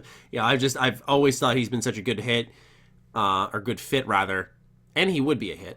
I think it's very apparent though that working with Square Enix on these types of deals is tough, because what happens is when Smash Ultimate gets a DLC character, you get tracks, you get a new stage. Yeah, it's not one thing, is it? Yeah, it's great. It's excellent value. You get the outfits for your Mii characters. You obviously get the fighter himself or herself. And what's important to note about all of this is when you look at Square Enix, when they compose a song, say for Final Fantasy or Kingdom Hearts, that track is owned by the composer. So it's not just Square saying, here's the rights to the characters and the series, add what you want. They have to check for tracks. I'm sure levels, probably same thing. Like, I think there's a lot more contractual work with Square Enix, which is why you see them get Cloud Strife in, but Cloud only has 2 songs, even though Final Fantasy VII has a ton of excellent tracks to use. So that's my thought process there. And I think it's why we haven't seen Sora yet, because it's probably a lot more paperwork behind the scenes than... Because, for example... Terry Bogard, who just got added into Smash, has 50 tracks. They added 50 songs. Remember how we were talking about Dragon Ball FighterZ, how they add these great characters, but they only added one stage since the game's launched? And each character comes with a track, in all fairness, but look what Smash is doing. It's actually insane. Actually insane. All right, last question from Mike Fury. Not last question in total, but this is Mike's last question. See, we spread them out, so it wasn't as overwhelming. Karak, this one's for you. Scenario, you are... Man, Mike did not proofread this one. Mike! Did not. He starts off with a parenthesis and goes, scenario, you are DC Universe Online salesman. Then starts another parenthesis, another left parenthesis. Yes, the game is free, I know. Ends the parenthesis. So we have a double set here. How would you convince a potential customer to play it? Another parenthesis, give us your sales pitch, end parentheses. So what would your sales pitch? He could Yo, Mike, you could have just said to him, Karak, what would your sales pitch be for DC Universe Online? Yeah, I think he just wanted to make sure everybody knew it was free, because it is, and still, how do you sell something like that without mentioning it's free? Because that's the first thing I would mention is be like, it's a free superhero. You're in a room, you're in an elevator, and some guy's got a Switch in hand, and you're like, here's why you got to download DCU. It's a massive free superhero MMO that still has content based on movies, comics, and TV shows that are released right now. It's 13 years old and it's still going. That's pretty much it. Boom. I mean, this content is probably one of the main things that you sell for that. But it's, I get where he's coming from, but that it is, especially when you start talking about it, it's already free, so it's hard. Because to me, free sells itself. I could tell you it's not a great game, but it's free, and if you had the time, you might be like, go look at a thumbnail and go, whatever game I'm talking about, you might be like, whatever. Free, it means a lot. Free is a huge bonus when you look in the plus minus section. When you see free, you're like, yeah, okay. I mean, I'll try it out because you never know. Why not? And it might turn out to be something you love. So. Smite's free. Good job there, Mike. You need to proofread, bro. I know, bro. See, the reason people think I pick on Mike. Oh, I know. But I make an example out of Mike, so the questions that come in after, because Mike can take it, so the questions that come in afterwards, like Natural Calamity, there's a nice edit in it. Like it says, the Discord has the little thing that, you edited the text. Yep. So we have Natural Calamity with an edited question, because he's probably like, I don't want Matt to grill me. Matt will get on my ass. And then let him hit up Mike, and I'll smooth in there with a nice edited question. There we go. Natural Calamity asks us, have you had to use martial arts or any of your physical prowess to defend yourself, or have had to defend someone close to you, and if so, story time? I am never talking about that online. No? No. Okay. Is there any particular reason? Statute of limitations and, like that shit should not be. I am a firm believer that unless it's generic as fuck, you should not talk about that stuff online for fear of legal repercussions and just people thinking you're a jackass. Not only that, but I, for me in my dojo, if I were to have used it to defend myself, it's sort of like a rule that it's not like you use it as like a bragging thing. Yeah, I mean, and I'm not dissing on his question, it's a good question. There's just, unless it's generic and you say this thing happened over here, it's probably not the best. You'll see UFC fighters do it, but that's because a lot of times they're paid. Yeah. And and when you and then also theirs is not a self-defense. Well, it can be used as self-defense, but many times it's also a sport. Mm-hmm. And so it doesn't involve people getting hurt in the way that like a self-defense does. Like if you see somebody who knows self-defense and they're defending themselves, you're going to see shit that if you saw it in the UFC, you'd think somebody was going to be fucking killed. You'd be like, that dude's getting murdered. Somebody just fish hooked him. That knockout in the last card, I forgot what his name is. I think Kevin Lee or Kevin. Yeah, I watched it live with the guys. My God, it was like he looked like he went. Dude, he looked like he got prepared for a coffin while in the air. Watch him. Yeah. He goes like he's getting ready to go in the coffin. And he just falls backwards. He's out, and you're just like, he might have died. Yeah, he may have died. Like that. Your brain getting shake that much. I'm like, that ain't good for you, no matter what. Even if you wake up afterwards. Right. He's gonna forget his kids' names and shit. Yeah. But no, it's a good question. It's just it's overall, most people they don't. Yeah, you just. No, I understand, and I wouldn't share anyway if I did, but I have a good story, and it has nothing to do with self-defense. It's actually quite hilarious, and it's me saving myself from looking like a dumbass. So I'm on a jog. This just happened 2 days ago. I'm on a jog, and usually, I don't have my phone with me. I try to kind of decompress when I'm outside running, and a car drives by, and I just, I don't know, I don't want to say like I'm looking to see who it is, but you just glance just to see if you recognize the car or whatever. And I wasn't looking, and on the sidewalk I was running on, there's like a lip. And so my toe gets caught, and literally like head up, arms up, you're like, oh shit, like you're just, you're like, I'm falling. And I actually managed to, in that split second, kind of compose myself and use a front falling technique that I had learned in martial arts. Where pretty much, it's not even like a super hard to learn technique. You just kind of like flatten out your forearms and your hands, and you sort of land like this. And my hands got scraped a little bit, but I'll just say if I didn't land like that, That was going to be like a stumble, a roll over my shoulder, like probably would have been sore afterwards. I was like, wow, good thing I went to martial arts because I learned how to catch myself there. I would say more times rather than, sorry, my dogs are shitting themselves. I would say more times rather than not what will usually happen is that's the kind of story. Like falling and rolling, which I've done millions where you're so accustomed to rolling, you fall and you could have been really hurt, or somebody getting, falling near you or something like that. But yeah, I think a lot of people misconstrue until they actually study it and train what martial arts is all about. And like, you will know, like, oh yeah, I could fight. But you don't walk around like, oh, I'm a fucking ass kicker. Like, who wants to get some? Like, you're mentally trained and disciplined to walk away from that style of thinking. Okay, admittedly, that is not what I did. Oh, you didn't? I was a jackass beyond all belief when I was younger. So that's why I don't want to talk, because I'm not that way anymore. I got you. I understand. I'm mouthy now. Imagine it 10 times worse with like a chip on your shoulder. So. No, I totally understand, man. But you're right. What you said is actually the way you should be, for sure. Yeah, but look, I mean, that's how you learn. That's how you learn. Yeah. Oh, I learned. Yeah, there you go. Perfect. How about a more lighthearted question from Johnny EC? What do you guys normally do when you want to play other games, but you keep coming back to one specific one you're really into at the current moment? Do you just wait it out until you're bored or try to play other games? Sorry, the dogs are barking. So if you've got a game and you're not feeling it, what do you do? If you're playing, if you went to play other games, but you keep coming back to one you're really into at the current moment, do you just wait it out and just keep playing that one until you're bored, or do you try to play other games? I usually try to play other games. Do you? Yeah, I usually just, I don't like to exhaust it. Like I like to spread the wealth, I call it. Like, I like to dabble in a little of everything. Like, I could play a ton of Smite, right? I could play like 6 hours at night if I wanted to, but I'd rather play 3 hours and then go play some more of my second playthrough of the Outer Worlds. That's how I look at it. So I would say I'm sort of the opposite. Okay. But I think it's actually because of the time allowed.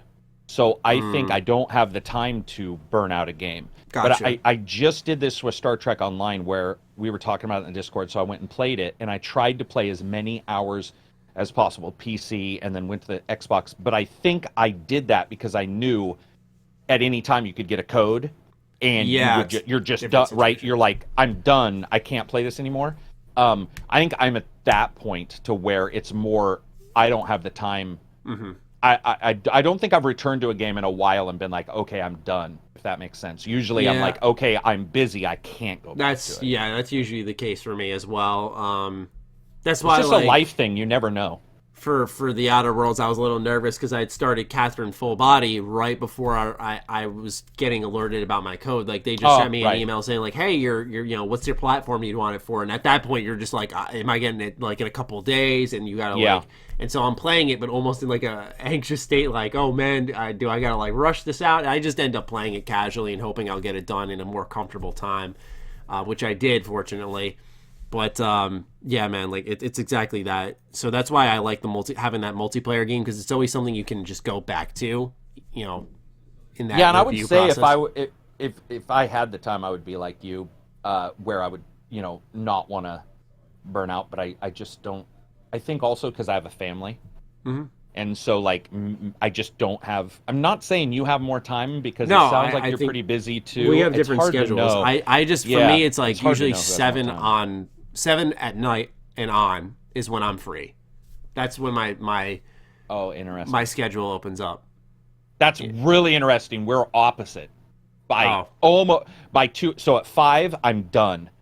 Like when you and I get off this, I'll have about 40 minutes. Depends on when we start, but I'll have like 40 minutes to an hour where I can do stuff, and then from that point until tomorrow, I'm done. I can do stuff quietly. But there's like people here, and there's dogs and animals to take care of. Yeah. And then where I have earlier morning, it sounds like, to be able to do stuff.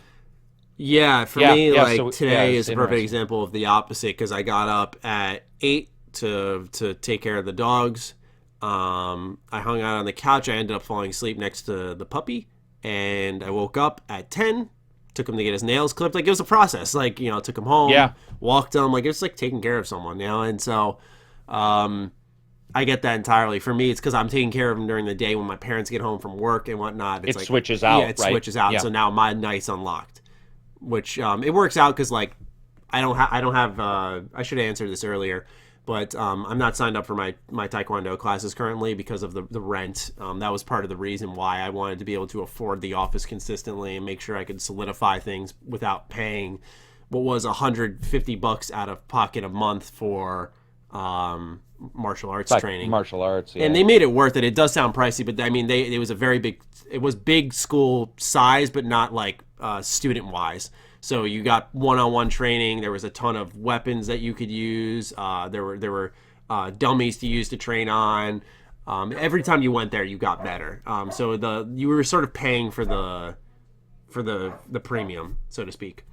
It's interesting to give you an example of how much ours cost. All of our classes were private, and then you could go to public classes, but you paid for the private. In 1997, 20 years ago, when I was going, it was 600.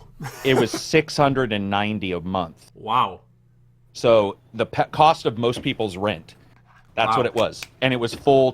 But ours was reverse, so we had full time with the sensei alone because you were paying for alone time, which is why it costs so much. Yeah, it makes sense. But your price seems to be about right on, and people don't realize it does sound pricey, but I don't really think 200 for like taking they're paying insurance to cover you because remember, if you get hurt there, their insurance will pay, will cover you, all that stuff. I don't think 200 is a crazy amount, especially they got to clean, have all these pads like you said. You got to clean. They offer a lot. Each session. Yeah, no, they absolutely do, and you take away something that you always take with you for your life. So you get what you pay for. What's the best way of keeping track of games coming from smaller studios without big budget marketing? So I guess maybe like a Greedfall would be a good example. My suggestion personally would be keep talking. You're good, man. My personal suggestion, Johnny, would be you want to, I'd say, dial in on more of the niche YouTubers. Niche. How do you say this word, right? There's so many pronunciations to it. The English language sucks sometimes. But dial into the more smaller YouTubers, because what happens is, for us, and I'm not going to say I'm a smaller YouTuber, but you want to focus on games that not everyone's talking about, that have a chance to grow your channel. Like, I have an RPG identity, so I'll talk about a game like Greedfall to hopefully grow my channel, but also because it's something I'm passionate about. So that's why I'd say look for the smaller YouTubers, because they'll probably try to cover the game that will interest them, but also bring them growth. And in turn, it'll gain attention for the title. So when you're watching a YouTuber, watch if they're covering a game or a type of game. Like for me, once again, I don't mean to keep using myself as an example, but for me, you're going to get RPGs across the board. So you stick with me, you'll see a niche RPG every now and then, right? And I'm not saying I'm going to be your one-stop shop. You should follow and watch other YouTubers, but that would be my suggestion of where to go. Other than that, we're talking about where to go to get information for themselves, not where you and I go to. Yeah. And I'm just like, I said smaller YouTubers are probably the best place to be because they're looking for places to grow, so they're going to cover a wide breadth of games until something hits, right? Yeah, YouTube is going to have more than even Google. I mean, somebody's going to be covering it. Yeah. Even if it's just the trailer, and then you find, other videos that are what's the term, suggested, and you'll find somebody in there talking about it. I will also say Game Informer currently does a really neat thing that I use every single year for the last 3 years now. It is called the Video Game Release Calendar. Yeah, and they take every game. Yeah, it's amazing, right? They take every game, they date it, and they put it in this calendar under like January, February, March, April, and so on. And that's how sometimes you'll see a game and be like, what is that? And you'll just click the name on it and you'll learn more about it. And I think that's really a helpful tool to track releases, but also if you're investigating what's coming up, check that frequently because they always update it. So right now, 2020 will be fairly empty outside of a couple of months, but come, I'd say January, you'll see a lot more filling out the year and maybe stuff that isn't being talked about. But I think part of the challenge is always just keeping your ear to the ground and listening to the conversation, because in a podcast like ours, I don't make a video on every single game I play. Like I'm playing Luigi's Mansion 3. I like it a lot. I doubt I'll make it in a video. Right. I think the only chance of it being put in a video is if I like it so much that I put in a Game of the Year conversation video. Like that's probably where it best stands a chance. So you want to just keep your ears to the ground on conversations and listen for passing suggestions on titles that maybe would tickle your fancy. I don't think there's like a secret way or a go-to site. Otherwise, then they'd be considered more, I guess, mainstream. That's exactly what I was going to say. Is even if their only job was to cover the small titles, they would be considered the mainstream channel that covers small titles. Yeah. Yeah. Good question, though. I get what you're trying to ask. Yeah, very good question. With Wastelanders being delayed, this is something that we mentioned earlier in the show. It seems like the Outer Worlds will be the last big thing to look forward to for the rest of 2019 for me. What about you guys? Anything else to look forward to in Q4 2019? I'll let you go first. Yeah, speaking of video game release lists, let me click this because I found a game. I found a couple. MechWarrior 5. I don't know if this is coming for sure. I talked to the company, and I can't tell. But I'm a huge MechWarrior fan. This is inside the mech, not looking down, not an isometric, but like first person. I love them. And then that is probably it for December, I would say. Yeah, that's... Oh, Sniper Ghost Warrior. No. Oh, shit. Oh, shit. Sniper Ghost Warrior. And yes, for the reason you think on Sniper Ghost Warrior. But on Kingdom Under Fire 2. I'm a huge Kingdom Under Fire fan since the original OG Xbox. Yeah, and they're gearing up for release. But Sniper is more along the lines of because the last one was so bad. And so bad. Dude, I remember having a friend come over before hockey practice. Came over, and I was playing the game for review. I had it all hooked up on the TV. And like he's just watching me snipe people. He's like, "What the fuck is this game?" Because like the sound, the just everything about it was just look like there. I have video of me climbing up a ladder forever. Like the ladder stops and my character keeps climbing into the sky. Oh, so because there's games bad. that wear their. It's like clothing. You sometimes wear certain styles better, and some games can wear a lower budget well because you'll see a Vampire. Where it's like, okay, it's low budget in certain areas, but like the conversation system, the hint system, investigating characters, like, okay, they invested a lot here, and you can see that. And some of the combat animations are solid, but maybe the combat system overall wasn't for everybody. Like, you can see that, but it doesn't damper the entire experience where you got a game like Sniper Ghost Warrior, it's like, man, you guys have been cracking at this series for how fucking long, and it's still, in my opinion, not good. Like, this has been since, like, the birth of the 360 that you guys have been trying to make a Sniper Elite competitor. And there are people who love this series, by the way. 8, 9, 10, 11, more than 11 years because I worked at my first big job when the first one came out. Because that's out. So that fucking thing has been forever. Outrageous. And but you didn't say your answer. Hilarious. I will, but just what's hilarious is that the next question is, how do you feel about unfinished games? There you go. Amazing. There you go. So we answered that, but for me, what I'm looking forward to most in Q4, I'm kind of like a little on the middle of Jedi Fallen Order. I don't have that Star Wars fever I usually have in the winter every year. This time around, I think it's just I'm not fatigued. I'm just more interested in like The Mandalorian. I think that looks really neat. But game-wise, Jedi Fallen Order, like I can't get interested in another Jedi story. Like I want something fucking new. I've heard enough about the rise of Jedis and the awful shit that's happened to Jedis now. They rose above it. Like I would love a Sith-focused story. And that's why we love KOTOR, because you can do either or. Who gives a fuck? And at that point, that's the best part of that game. But so for me, I'd say game I'm most looking forward to now at this point is probably Pokemon. That's probably the last one on my list. All right. What's a franchise that hasn't had a new installment in a long time that you wish to see get one? My personal answer would be Resistance franchise from Insomniac. A big franchise? Sly Cooper. That would be my answer. Sly Cooper didn't get a... What's the one that got the remake? Oh, Ratchet and Clank, right. Yeah. Because that's the one I reviewed. Yeah. Ratchet and Clank remake was great. That was a great game. One of the very best PlayStation exclusives, and it was a fucking remake. Ratchet and Clank on PS4. Yeah, the game is fucking, like, phenomenal. What is a game series? I'm trying to even think if I track any over. Yeah, I don't really track any over a period of time. I mean, I liked those. They're not made. Their company's not around anymore. They were Metropolis Street Racer. That was for Xbox. I love those games. And then it's Bizarre. I don't know if you know that company. They were the ones owned by Microsoft when Microsoft owned They were called the three Bs: BioWare, Bungie, and Bizarre.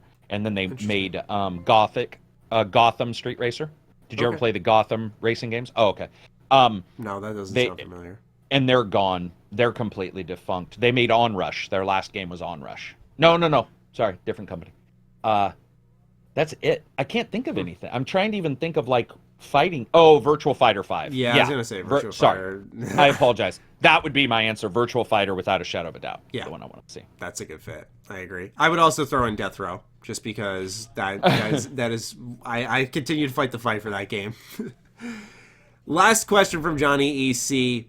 What's your advice for someone who feels stuck in life, as in feeling like they're not making much progress towards anything? Currently, I'm 19 and have no idea what to pursue nor what I'm really passionate about. I'm going to community college at the moment, but it feels like I'm just taking classes to keep me busy rather than pursuing something I really want to do because I don't know what to do. I apologize for the sudden, serious last question, but it's something that's been on my mind. I'm normally a calm, happy dude, but as of lately, it's been dawning on me that I don't know what I want to do in life, and it's been pretty depressing and stress-inducing. You don't have to apologize for that. And just a reminder, because, by the way, ladies and gentlemen, Johnny did exit the Patreon recently. And I'm not saying this to sell you on something, but my girlfriend and I did start a series that's like geared towards these types of questions and self-worth and self-improvement and all that stuff. But that doesn't mean we're going to like handcuff you and not answer this question here. I just want to let you know for the future, if you choose to come back, or if you want to listen for free, which will be every Saturday. And I think that show will be perfect for you. So, Karak, my friend, do you have any advice for young Johnny?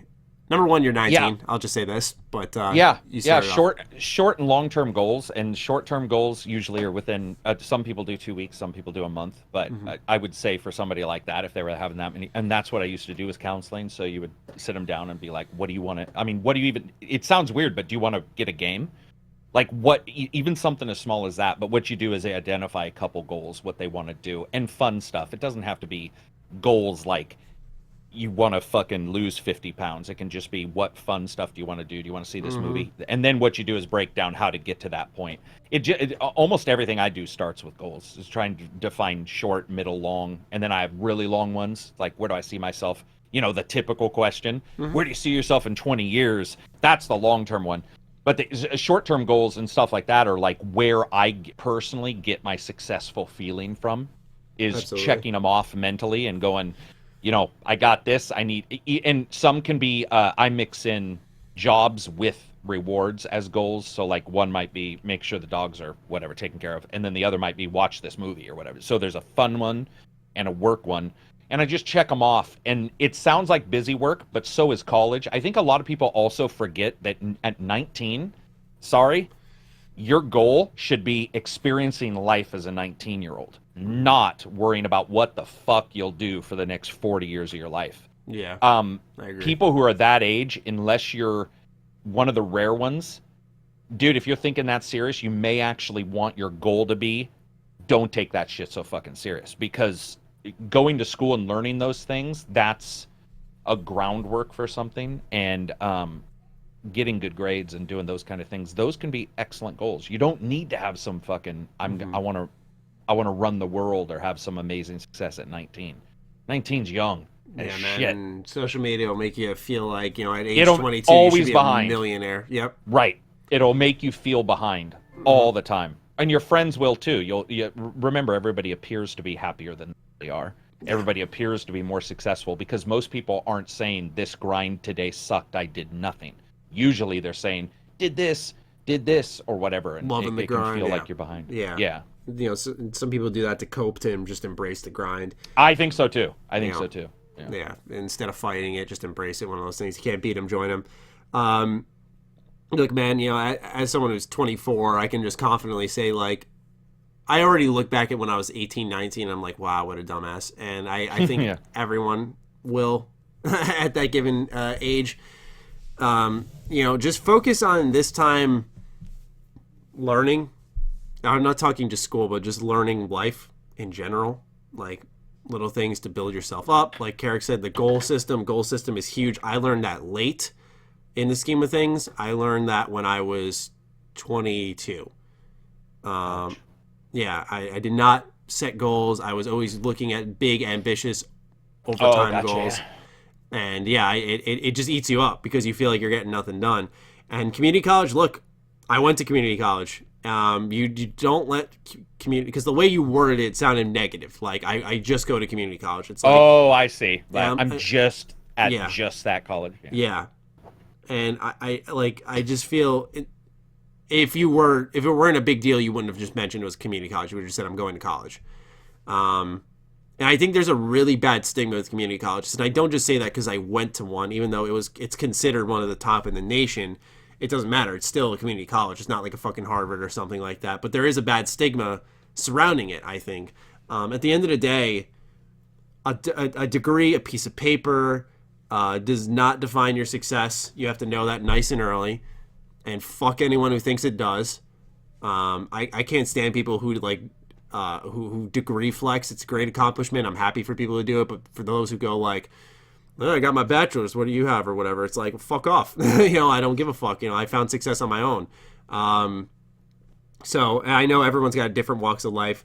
Yours, you're like, maybe, well, I'm not going to be an entrepreneur. I gotta take school. And it's like, okay, so think of something that makes you happy and how you could tie that into your career. And if you'd be happy working on that consistently, right? Because we have so many things in life that we love, but once you start associating with it too much, you're like, God, get away from me. Gaming at first could be one of them for a lot of full-time YouTubers. You'll hear many people until they adjust saying, I gamed way more when I was not a full-time YouTuber, because you game so much, you talk about games so much that when you finally move into the full-time position, you're like, I want to do something else. I do enough gaming as it is. So think about that. This is why, you're young. College is a thing that you don't have to get done in 4 years, and you're in your own house at age 24. Like, you're still figuring shit out, man. So I hope you find some of this helpful. Just take your time, learn, establish yourself, and get your grades. Don't eat yourself up about you don't know what you want to do yet. And this is the time you figure that out, right? Because here's the thing: is that most people change their degrees, their majors rather. Sorry. My girlfriend is just about to, although it's within the same field. She's going from graphic design to illustration. It's still a change, and she was in on that for 3 years now. It's always an adjustment. It's always an adjustment because what you pick at 18 is certainly it's just not feasible that like what you love at 18 is something you're still gonna love at 24 and then into a full-time career at age 30. Like it doesn't add up unless it's something very specific that, like I said, you think of and you're like, I love that. Like I love games, so at a very young age, I knew like I want to work in games, and I didn't care what path it was. I wanted to work in games, and this is the path that I was led down. So take that as you will. And by the way, never apologize for asking for that advice. I think people take or don't take it too serious. Obviously, everybody's hell's relative, so taking it as serious as the expectation is. But it is weird though that like, I don't know who causes this, but to hear somebody worry at 19 that they're worried about a goal is weird to me, because at 19, if I was going to college, my goal would be to get to classes on time, to do well, and then from that point on, it would be about being me. Because at 19, you have no I'm going to tell you right now, I don't even know who I was yesterday, let alone at 19. And what's weird, if you want to really do the math and creep yourself out, when you get older, you'll be able to go back and say, when I was 3, I liked my blue blankie. When I was 19, same amount of difference in years, I fucking like chicks and heavy metal. Add that number of years, which would be my age, and I like completely different shit. All of them are completely different times of your life. And so you're going to look back at your 19-year-old self and be like, what the fuck? Like, what was I? And I personally want to warn people up front, you should start doing that right away. And start like reevaluating where your worries are and if you even need them, because shit can seem easy real. to get in your own head. Dude, yeah. And you'll devastate yourself. You won't learn shit. You'll be stymied and you won't be able to figure out why. And you'll realize it's because you're too busy in the maze of your brain to actually, like Well experience life as it is. Well said. Brown Ninja, with paid mods being pretty common in flight and racing simulation market, example given, a pay mod car for Assetto Corsa can generally cost between €3 to €5 for quality content similar or above the level of official developers. Why do you think pay mods haven't taken off for more mainstream games? We all know about the Bethesda and Steam disasters, but there are many other games that, in my opinion, could benefit from paid mods. What do you think about this? I've never dabbled really in racing games all too much outside of... Who asked this? Brown Ninja 97. That's a good fucking... That's probably the best question I've ever... Or like somebody's ever asked, just because it's made me think. He's absolutely right. I fucking never thought of it that way. He's the number of games, it just dawned on me, the number of games out there with DLC of that kind is huge, especially in the PC market, but you never hear people complain. Or I have a theory. I think Yeah, go for it. My theory would be, I this is coming from no experience with those like Assetto Corsa and stuff. You have an established way of things, a general expectation with how a product's going to go, also through its life cycle. Like with the Bethesda Game Studios product, we'll stick with his example. You're going to get the game, you're going to have this single-player game, at least in terms of, like, we'll say Fallout 4, and you know that afterwards are expansions like we think of Shivering Isles, we think of Dragonborn, Dawn Guard, Tribunal. You think of all these expansions that come to these games, and that's how you decorate in your head how the path of that title will be. And when it's changed for something that you're getting that you have to pay more for a lesser of quality that is available for free, because I think that's the situation with Bethesda. There were alternatives available already online that for were free. Yeah. And Bethesda even kind of, in a sense, shot themselves in their own foot, because these free things they allowed on consoles too. So what was the point of going inside Creation Club and spending some money? So that's how I look at it.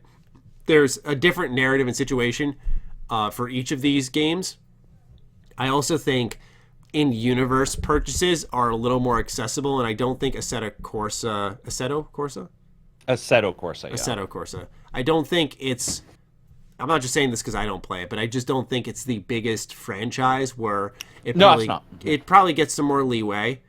Which is very common. We talked about big leeway in the terms of Hideo Kojima, but we also talk about now smaller leeway. They're in their own corner. It's a successful franchise. They do release tons of products for the series. So I think that's the way of things, right? I think a lot of it's timing, right? Think of what Xbox wanted to do with discless, right? In 2013, everyone's like, "Fuck that! Give me my disc."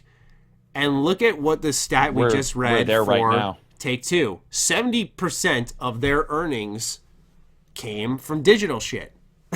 Microsoft was in the right spot. They were in the right, and I was one of the people who was telling them no, but they were in the right. It's all about timing. Yeah, that's how I view it, at least.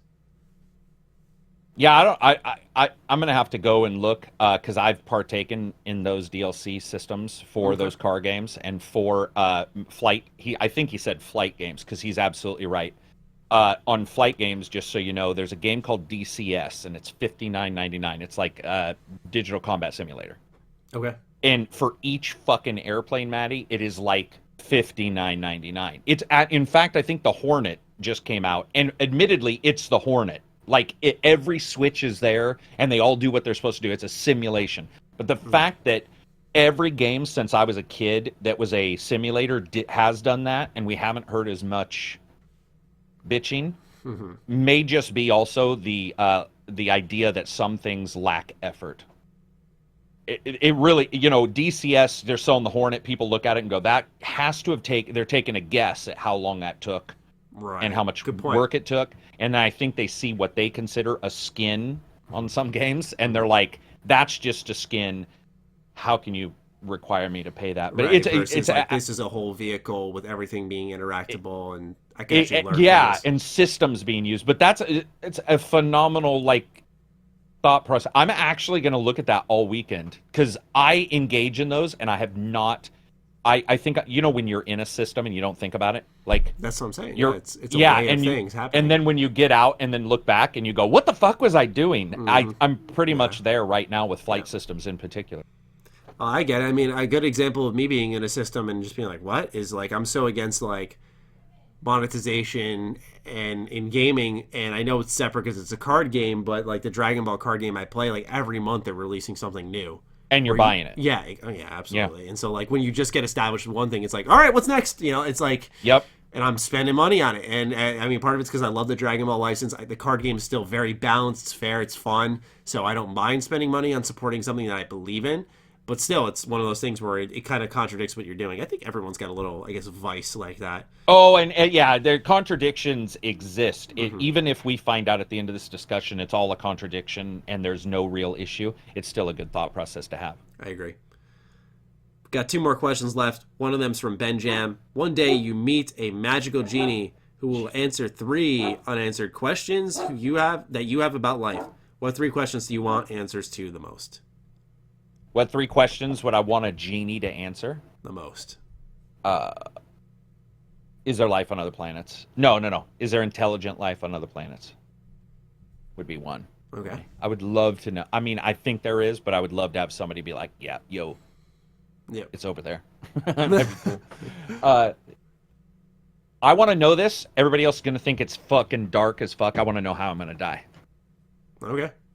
I would want to know completely. See, even I wouldn't want to know. I get why you'd want to know. I know. I'm in the camp if I wouldn't want to know. Yeah, it just the idea of knowing, like, I would be able to prepare for it or something, even if it was instant. The idea wouldn't that be funny if you're like, when am I going to die? And you that's it. He's like, yeah. It just happened to be today. What's the other one? 3 questions.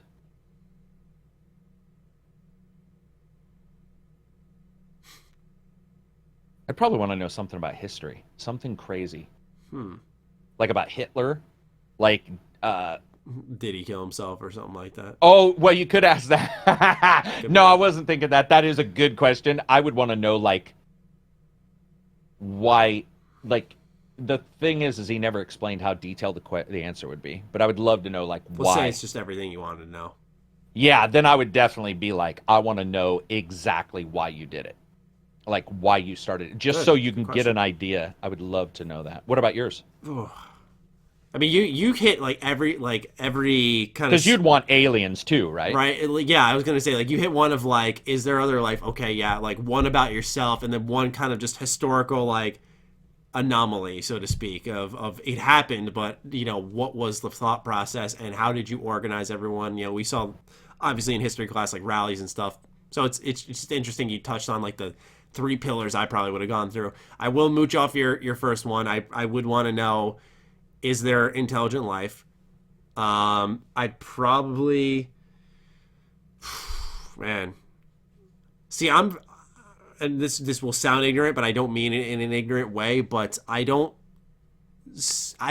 waste my time and thought process, I guess, worrying about stuff I don't think I'll get an answer to. Does that make sense? No, it makes like perfect sense. I don't worry about it either. Yeah. But so it's hard for me to think of. Yeah, it's hard for me to think of, like, if a genie actually popped up, if I would actually have a. Would you ask? Would you ever want to know if there is an afterlife? So, like, if a sentient afterlife, not that your fucking atoms will be spinning around through the universe millions of years, but like, would you ever? Do you think that's a question that you would have the balls to? Because I think that question's pretty harsh. When you're gonna die, is not as bad. Yeah. Yeah. Because you could either find out, like, hey, after you die, like, it's pretty good, or you could just be like, yeah, you just kind of like turn into atoms and that's it. It's just black. It's like, well, yeah, fuck. You know? Yeah, right. And we all pretend we know whatever we know. We're like, I feel this, but having a certainty about it, I think, would change your entire demeanor. Yeah. Whatever that, thought process would be. Would that be too drastic of a change? Yeah. Yeah, I'll take one for the team. I'd probably ask that. I'll find out. Take one and you can tell me. Yeah. That's what we do. We trade the answers to each other. I'll take one for the team. You know, we get the same genie. He's like, I'll give both of you 3 questions. I'll take one for the team. I'll ask that, and I'll ask. See, I'm always tempted to just be like, am I getting KOTOR 3 or any type of KOTOR? But that would just that might be that might be foolish. How nerdy! Yeah, like, if I could get an answer to anything, I would ask that. Yeah, probably. I love it. Yeah, fuck it. Yeah, that's what I'll go with. There you go. I will use my powers for good.